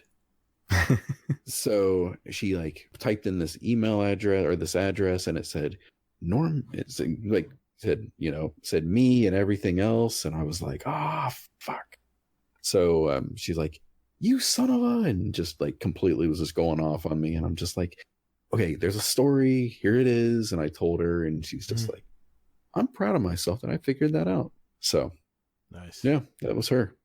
Does she listen to the show, by the way? Yes, she does. Good job. Yep. Good job. Yeah. And she criticizes everything that my wife does say, too. I say. My wife does too. My wife's like, why would you say that? That's so stupid. I don't know, honey. This is a live show. I don't have a script on this stuff. So Does she call you a boomer? No, and for the record, I'm not a boomer. I'm a Gen X. Why would you say that, boomer? Oh, jeez. Oh, meme. Oh my God. If only I could change your name to Boomerbot. No, you can, but I'm not going to show you how. All right, I've got one from Agent H here. It's a question for the show. You're on a big winning streak in Crucible and playing lights out. Do you end the night on a high note, or do you play till you lose? Rocker, what do you think? I guess it depends on what I have going on that night. I've been on a probably 7 win streak in comp when I was trying to get Recluse, and actually ended up getting to 1980, and then I stopped because I didn't want to lose, and I knew at reset I would get the bonus points and it hit me over. This was before the new comp, by the way, a new season, which is significantly easier. But yeah, no, I mean it really depends. If I have to go, then I'll just go on a high note. If not, I would say keep playing till you lose. Because I think you're still riding on that high of, oh my God, I just killed it. I just won 9, 10, 11 games in a row. I had a super high KD or KDA or whatever. And yeah, you'll lose that one match, but I think that adrenaline kind of carries over and helps you over through that. But I would, if you do lose, I would definitely stop, because it can lead to a trend of losing more and more. And then that's kind of when you end up on a salty note. Well, let's ask Mr. Solo Comp Guy here. What do you think, Hazel? I play until I lose, and then I play some more until I lose more. And then I win a game, and then I quit after that. Exactly. Always leave on a high note. As long as you get your minimum games in to get your bonus, your weekly bonus, always end on a high note. Because there's nothing like going to bed going, damn, if I would have just gone left instead of right, and you'll be in bed just staring at the ceiling going, I got to go play one more. That's what happens, man. End on a high note. That's my advice. End on a high note. You're in a good mood. You're riding high. Then you can go to bed. Your pillow hits your head hits the pillow, and you go right to sleep. All right, Hazel. You see one there? All right. I'm just gonna go oldest. I'm just gonna work my way through it. Okay. Uncle Scumdeath, what is the oldest thing you own? And then he said, I only listen to the show on a sunny day. Oh, that's good to know. That's never then, because there's no sunny days in England. No, I was gonna say. That warms my heart, I think. Well, for 5 minutes, maybe. What do you guys think? This thing I own. Oof. Man, that's tough. I'm one of those people that hates to hold on to stuff. Like even like cards, birthday cards, that kind of stuff. Pretty recently, actually, I guess before we moved to the house we got, I kind of went through everything and basically threw everything away. The only reason I kept them because I know it makes people feel bad if I throw them away, but I just hate keeping stuff that I don't use, because it makes it hard to move, and then you got to clean it all out anyways. And two, it's just, I don't know, I've never really been a materialistic person to where I can't get rid of anything. The memories that I have, I kind of have with me, whether I have the item or not. Right. Mm-hmm. Makes sense. So, yeah. What about you, Gatr? My mom was always the type of person who was like, all right, it's spring, get all your crap out of your room. We're going to sell it, or it's going to go to charity. And we'd have to, she would not let us keep stuff for very long. But I do have this. When I was in 13-year-old league, I hit my very first home run, and the whole team, my coach was so cool. And it wasn't just a little home run. I drove that sucker center field, and it was well over. And I'll never forget that time. I'll never forget the pitch. It's still the pitch that I hit when I play softball. And my whole team then, everybody was 13, signed the ball, and the coach put first home run on the ball. It was official Little League ball. And then I got the trophy for winning the league that year. I still have it somewhere. It's probably in my attic right now. But anything older than that, I think my father-in-law gave me like an old shotgun. Maybe he's like 1900, but I don't even know if it shoots. I'm too afraid to try it. But what about you, Hazel? I've been thinking about this since he posted this question, because everybody was like posting their like pictures of guns. I know Warcry was doing that. And oh yeah, he had like metal toys and all kinds of cool stuff. Yeah, exactly. And I just kind of feel bad that I don't really have anything. I'm like, the oldest thing that I have that I own is myself. Exactly. I'm like, that's pretty much it. It's like, I mean, I've been like thinking about this since then, and I got nothing. Yeah, I there were some great stuff posted in the Discord, but I really couldn't come up with anything other than, and it just came to me that home run ball, and I think while you were telling that, I actually did think of something. Okay, so I think the oldest thing that I have is a watch that my dad gave me. It's I've probably had it like 20 some odd years. It doesn't work. The glass is cracked, but it's like the only thing I have of his. So I've always just kept it in a lockbox. So that's probably it. Well, let's just keep going with Uncle Scumdeath. He's got some really good questions here. He goes, question for the show. What is the worst band name you've ever heard of? Mine is Clean Bandit. I think we just added a Clean Bandit song. The name reminds me of a freshly wiped arsehole. Love the show, dudes. Oof, worst band name. I think Tame Impala is a lame name. I'll just put it out there. I never understood that band name. I don't know if it's a band, but I was listening to the radio and there's a rapper named Mustard, I guess. Mustard? Yeah. Wow. So I think that's pretty bad. Wow. And to be honest, a lot of the newer rappers, a lot of the names are like, I don't get it, but hey. Yeah. I was going to say Little Yachty. I mean, little anything is, I don't know. I don't get it. But yeah. That's been overused a few times. Yeah. I'll put Little Nutbot. That's what I'll do. Yeah. There we go. I'll cringe every time I put something in there. Uncle Scumdesk got a lot of good questions, but Chubby Wizard had one here. You want to read that one, Hazel? Yeah. Do you guys think there might be too much to do in Destiny right now? We have Haunted Forest, Vex Offensive, Nightmare Hunts, Dungeons, Raid, plus Pinnacle Weapons and exotic quests. As a filthy casual dad gamer with limited playtime, I know there are certain things I won't be able to do, but I still feel like I'm progressing and enjoying the game. How do you guys feel about it? I would even add, thanks and love the show. And I would add the season pass bar too to that. Yeah. You know, because for me, I mean, that's what I'm playing is for that season pass bar. I mean, I don't really go to the moon for shit anymore. I don't know. I spend whenever I'm on, I'm doing PvP stuff. I don't know what the hell's gotten into me, but that's it. You got the bug, dude. The bug that I've had for a long time. What about you? Are you working on something specific in PvP, Yeah. or you're just kind of just playing? I think he just loves I'm to just play. I'm just playing and I'm just trying to get better. Yeah. That's good. Yeah. I mean, that's it. It's weird. I don't know who the hell I am. I just sure as hell don't recognize you. Every time I pop on, what the hell? Hazel's in comp again. This is unheard of. He never, just for the record, I never saw him in comp before this. Fuck no, you didn't. I never saw you. I never saw you in comp. Why would I ever go to comp before now? I understand. I get it now. Yes. You know, and that's funny because I'm only Awful. 440 in comp. I played like one night. I got to get back into it. I got to get to my fabled rank and at least, you know, and get that. But, you know, I'll just say this. I love the season. I love the way the content's been rolling out slowly. I mean, we still have yet to see what our core has got in store for us. And they said something in the TWAB about there was going to be some kind of surprise that Eva Levante's got for us this week. Have anybody found that yet? Yeah, she's got like a tray of cookies or something like that you can get that gives you like extra candy. Oh, extra. Yeah, I've been using that. It's like extra chocolate strange coins. Yeah, I've been using that a few times, but it costs a lot of candy. It's like 100 candy for one of those things, and it's only runs for 2 hours.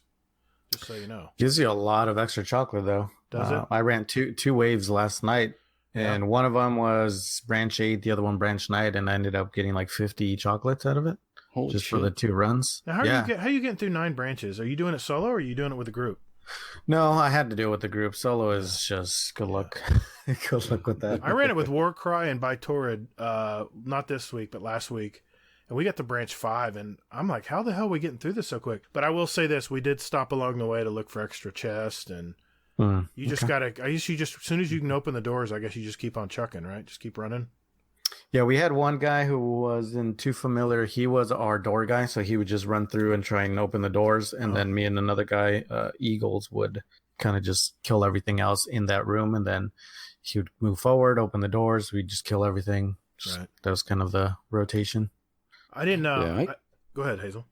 Oh, I was going to say, I can usually get to like level 8 or like, you know, round 8 with like just random blueberries. Then you are very lucky, sir. I'm never that lucky. I always usually do the firewalled one where I can just go and do gunsmith bounties, you know, just get candy and gunsmith bounties. But what do you haven't answered the question. What do you think, Rocker? Is there too much to do? See, for me, is that a problem? Really? I think it's just a deeper question, and I always get crap for this because it's like, how do you define what a casual player is? Yeah. And that's kind of one of the things that's really always been my question. Is it because people define it by, well, you only get to play 2 nights a week and it's, you know, 4 hours a day. And then somebody says, you know, it's someone who doesn't really care. They just get on, shoot stuff, and, you know, they're just casually playing and maybe they'll get this or that done. But I mean, in 3-4 hours, because realistically I play 3 days a week. maybe 3 hours if I'm up to it. Mm-hmm. But the thing that I would think makes me not a casual is that I kind of schedule my time out. So I know what I'm going to do on a certain day, and I know I have to go pick up these bounties. I know this is going to take me 15, 20 minutes, so I can knock that out first and knock all this stuff up. So I have kind of a schedule, and that's at the beginning of each season. That's kind of how I go about it, just to try and rank up and level up as fast as possible. And then after that, I just kind of fill in the gaps and do the stuff that I haven't done. So for me, no, I don't think there's a ton of stuff to do. At least at this point, we have a month left. You can min max. That's kind of the chase. But I've done the raid. I've done PvP. I've done Iron Banner. I've done the forest. Pretty much everything you can do. Yeah. But, at the same time, if it takes you longer to do, whatever it is you're doing, Vex Offensive, or, to do your 8 PvP bounties or whatever it is, then yeah, I can see how you just don't have enough time. So I think it just depends on how you play, I think. Yeah. Yeah. Yeah, I get that. Is it my turn? Yes, sir. Mm-hmm. Okay. Then let me pick. I mean, some of these from Uncle Scumdeath are really good. I don't want to use them all up. So yeah, forgive me, Uncle Scumdeath. You had some really good questions, and I want to kind of spread those out over the next few weeks if you don't mind. But Skullbot asks, what are your political views? Mine are that Titans are brainless punching machines. Okay. What do you guys think? I don't sort of possibly agree, maybe, that Titans are brainless punching machines. I'll agree. Okay. You win. Yeah, I'll definitely agree with that. Yeah. Mm-hmm. Okay, I guess. All right. I'll go along. I'll go along tonight. I mean, they need everything they can, That's why they're kind of easy mode. That's why I don't play them much. I don't like to mix politics, so, I'll just I'll let their Titans have their day. I'm not gonna shit all over Titans tonight, because I do have a Titan. Yeah, I will say that Warlocks need to be nerfed, though. Yeah, you can just keep beating that drum, buddy. Keep beating that drum. Bungie ain't listening. Or maybe they are. I don't know. Hazel, your turn. All right. Uncle Scumdeath, what is the tiniest thing you've got? Tiniest thing I got? Is this pre or post pool? Yeah, really. I'm going to say a lot of glitter, because I have a daughter, and glitter gets fucking everywhere. God, isn't that the truth? If you have any area rugs or carpet, good luck getting it out. Mm-hmm. Yeah, I went to work one day, and I had glitter on me that I didn't know, and somebody's like, "Did you stop anywhere before you came in?" No, if I did, I'd be in a happier mood. Exactly. For me, I guess I'm just gonna say my AirPods, because I really can't think of anything else that's took small. my answer. That was gonna be mine. I don't have AirPods. I'm afraid I'd lose them. But mine are a little bit bigger. I have some B brand AirPods, and yeah, that's probably the smallest thing I got. I think there was a pun intended there, but I'm not going to go with it. Okay, few more here. I'll let that one go. Okay, I got to ask this one from Easy, because this is going to create a controversy, I think. Question for the show: what is your favorite chocolate? Dark, milk, or white? For me, it's dark. Yeah, dark. I did like white for the longest time, but I've seen the error of my ways. The answer is all of them. But if you had a gun to my head, I'd have to pick white. When I go to my fondue place, they have a dessert where they melt white chocolate, and you can dip strawberries and marshmallows and stuff into the pot. It's so good. It's so good. And there's people out there who don't think white is real chocolate. I would say you are mistaken. White is real chocolate. Coincidentally enough, that's the next question from Admiral Nips. Also, is white chocolate actually chocolate? Figure other shows should be forced to deal with the chicanery. Thanks for that, Nips. Appreciate that. Yeah. Well, you heard my opinion. No. Okay. I'm going to go with no. It's not real chocolate. I think it's real chocolate. Thank you, Rocker. I think the appeal to it is that, for me anyway, is that it's pretty much all sugar too. So it's like a little bit of chocolate, but it's mainly sugar. So I think that's why people like it. It just fills that sugar need. Yeah, I think that technically it's not white. It's not like real chocolate. I think technically it's not. I think I read that somewhere. Mm-hmm. Okay. Interesting. We've got 2 questions here we've got to ask this week. One is from Laz. Which Gambit mode do you prefer, regular or prime? And should they actually get rid of one to avoid having to spend time balancing both? I'm curious what Rocker has to say about this, because we played Gambit together before. I enjoy regular Gambit more than Prime. Really? Yeah. Well, with the changes that they made, where you have basically the sudden death at the end. True. They did shorten it. It used to be forever. It doesn't feel as long. If you have a team that knows what they're doing, it can go by pretty quick. Actually, I think a lot quicker than the Prime. Prime you can get stuck on because people don't know what they're doing, or they unload all their heavy on the first phase and then they're screwed trying to shoot it with a hand cannon and you're not doing damage. Mm-hmm. Then you have the invader come in, and so I like regular Prime. I think I've really enjoyed that a lot more than, did I say Prime? I mean Gambit. You meant regular Gambit. I heard you. I heard you right. I followed you. Should they get rid of Prime? I don't think so. I think it's fine where it's at. It had its own whole season. I think people still play it and enjoy it. I haven't seen too many people complain that there's something wrong with it. Maybe I'm just oblivious, but I haven't really seen anybody say that either mode is bad or needs some sort of tuning or anything. Even with the armor, the big thing was in Prime you used to have the invader set kind of be OP, but even now with all the influx of new players and stuff, it doesn't really seem to be an issue anymore. So I'd say leave them both.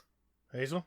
I'd say a regular Gambit just because of that catch-up mechanic. I think that's better than how awful Gambit Prime can be. Get rid of both, get rid of the other one. I mean, I think maybe just do a rotation, like that's a weekly thing. Yeah.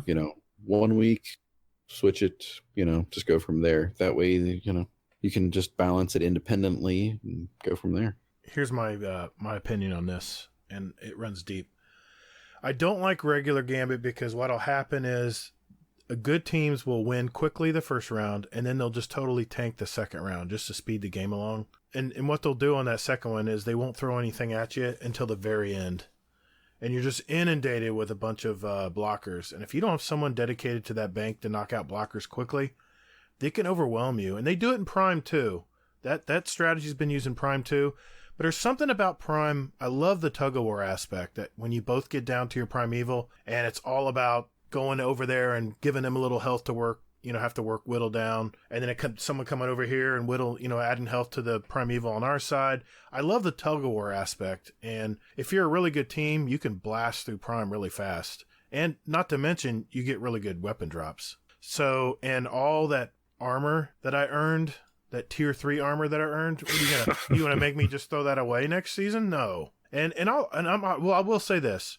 Everyone thinks they have to have the armor to play Prime. You don't. The armor gives you a few little extra benefits, like, marking invaders. It's really nice to have, but there's a ton of times where I won't even put my armor on. I'll just go in there with regular armor.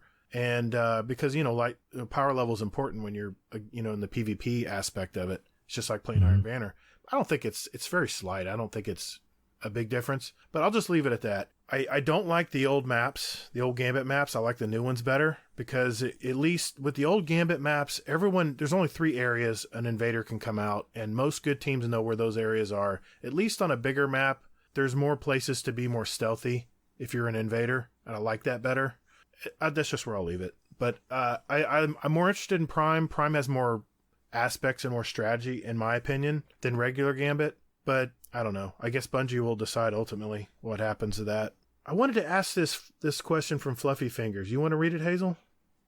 Yeah, that was actually what I was going to read next too. Perfect. We're on the same page. What type of a sneaker guy are you? Black sneakers, white sneakers, or bright, colorful sneakers? Also, what's your brand? I personally love cool color combos. I'm currently an Adidas fan. I love I'm sure he means Adidas skate shoes, but it says A to Z's skate shoes. Yeah, I didn't know that brand. Yeah, A to Z's. It sounds contagious. Yeah, it does. It sounds pretty nasty. What about you, Rocker? You a sneaker guy? Sneakers. I'm not a huge sneaker guy. I have been getting into shoes and just in general wardrobe, because you'd be surprised how much just a nice pair of dress shoes, even I think the ones I bought are like $30 off Amazon, but just wearing them with jeans and a nice shirt just makes such a big difference. Yeah. But sneakers, I am probably more of a neutral color, either blacks, or I actually just started getting into whites to kind of, to mix. Yeah, as far as brands go, I'd say I'm a big Converse guy. Really?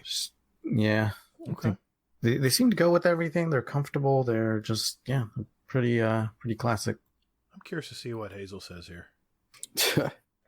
So, I actually have some Adidas, pretty much like an Adidas guy. I've got my classic Chuck Taylors that I'll wear every now and then too.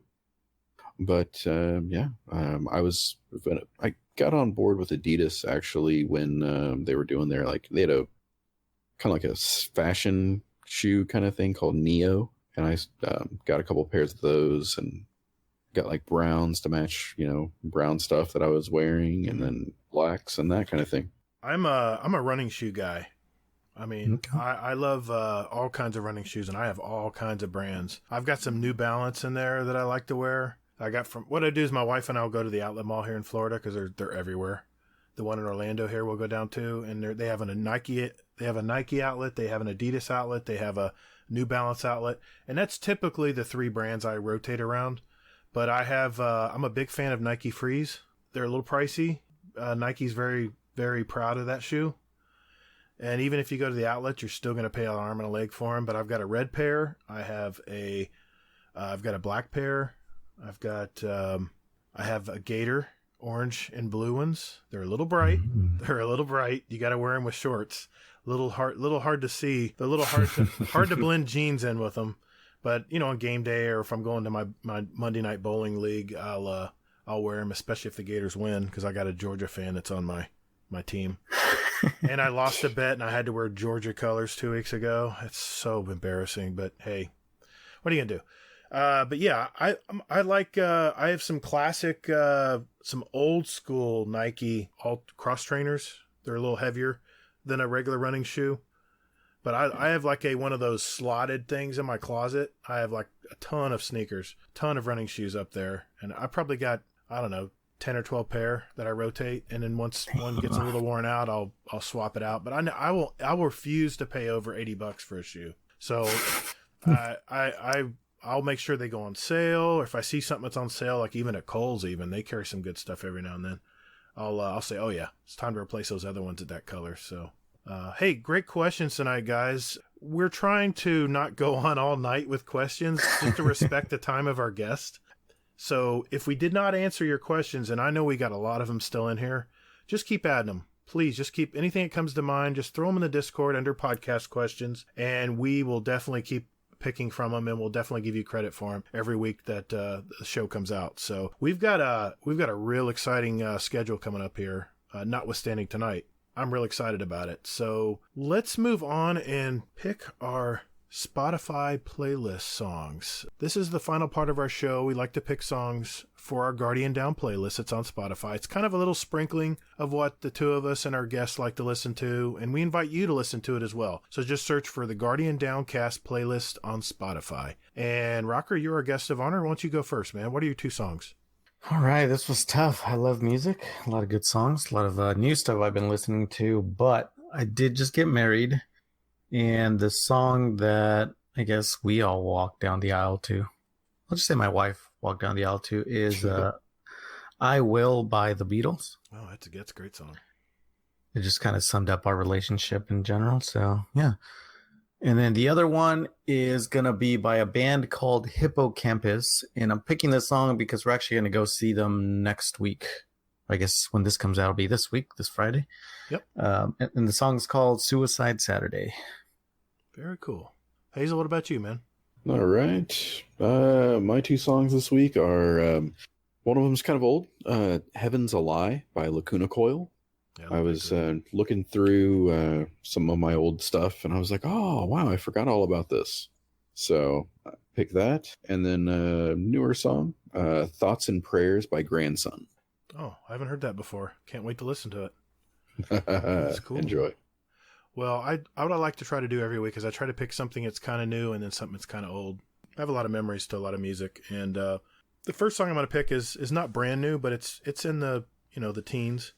It's Alt J. It's called Tessellate. I'm sure a lot of you probably heard this song. It's very mainstream. And I just love this song. It's got a great beat. I don't know if you've heard of Alt J, but they have really good, just a good groove, really good sound. And then I had to go old school. when I first met my wife, which was in the 90s, this song I listened to probably so many times. It's from the 1990 album Violator. It's Depeche Mode, Policy of Truth. And God, I love this song. It just brings back so many memories of when my wife and I first got together. And a fun fact, Depeche Mode goes way back. Their first album came out in 1981. So They have a ton. If you look on iTunes, they have a ton of albums. They have been putting out albums for 25 years or more. Their last album was in 2017. It's crazy. It's a really crazy group. But they've had a long ride, man. So, hey, ladies and gentlemen, I think we got a show. I think we are totally done here. We really appreciate you coming out, Rocker. This was a really special treat for us. I've been wanting to hear your story, and I'm really glad you're able to come out tonight and talk with us. And I appreciate you spending the time with us. I know you're a busy guy. So no, I really appreciate it. It was fun. It's good. It's good times. Well, thanks, Rocker. Well, where can everybody contact you, Rocker? Well, my cell phone number is okay. No. Hold on. Let me get my pen. Hold on. Let me get my pen. Okay. No, you can usually find me on Twitter, twitter.com/NFG RockerDude, and then on Twitch generally throughout the week, twitch.tv/RockerDude. Very cool. Very cool. How about you, Hazel? All right. Pretty much everywhere at Hazel NT. That is for hazelnut, right? Yes. Yeah. Okay. Yeah, it is. It's Hazel NT, just not to confuse things. Gotcha. Gotcha. I'm assuming hazelnut was taken at the time. No, it wasn't. Really? Yes. No, he just wants to be cool, okay? Oh, that's that Just new. be cool. The That's NT. that new rad spelling. Gotcha. Yeah. It's Yeah, that new exactly. boomer spelling, you know? That boomer. Yeah, exactly. Exactly. Yeah. Little nut. There you go. Little nut. There's our next rock band. Hey, you guys can contact me via the Twitter at Todd the Gatr. You can also find me on YouTube, Steam, and PS4, GATR, all caps, and don't forget the underscores in between. Gatr space GDC on Xbox. And I've recently been uploading some vids, some Crucible vids, trying different guns out. So feel free to stop by my YouTube channel and check it out. I do a lot of stuff on PC with PS4 controllers, so if you're interested in that kind of stuff, seeing how it works, I appreciate you stopping by. You can find us on iTunes, Spotify, Google Play, Podbean, Stitcher, anywhere you guys can find a podcast or wherever your favorite provider is. That's how you can reach us. You can also email us at guardiandowncast@gmail.com. We're on Twitter at Guardian_D_cast for any show questions or whatever you want to talk to us about. We have a Discord as well. Very awesome Discord, I might add. Just search for Guardian Downcast. And I'll post a permanent invite link in the show notes as well. So thank you all so very much for listening. And later, Guardian. Toddles. We're doing that.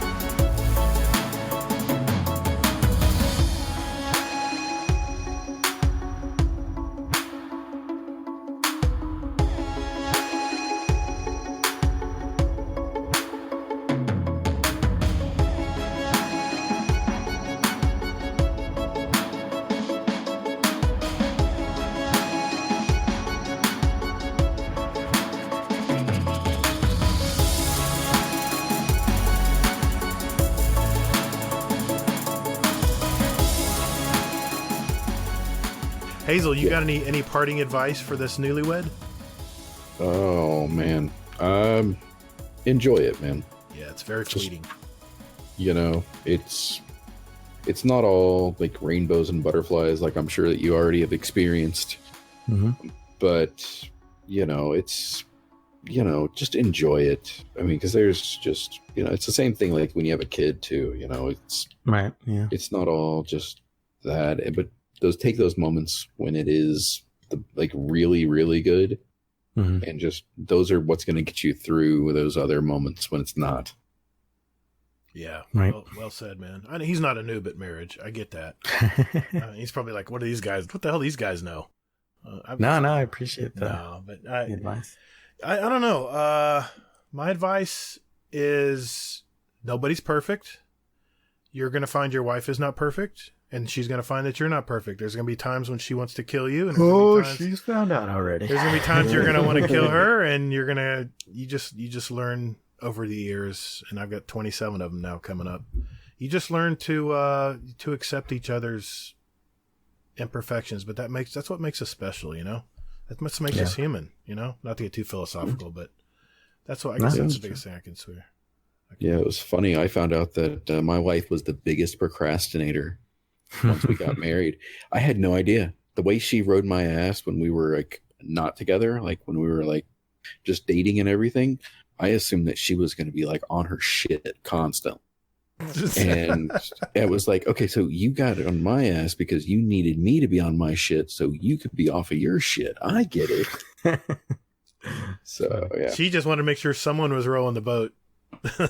Yeah, exactly. She says, if I'm not going to do it, he sure as hell's going to do it.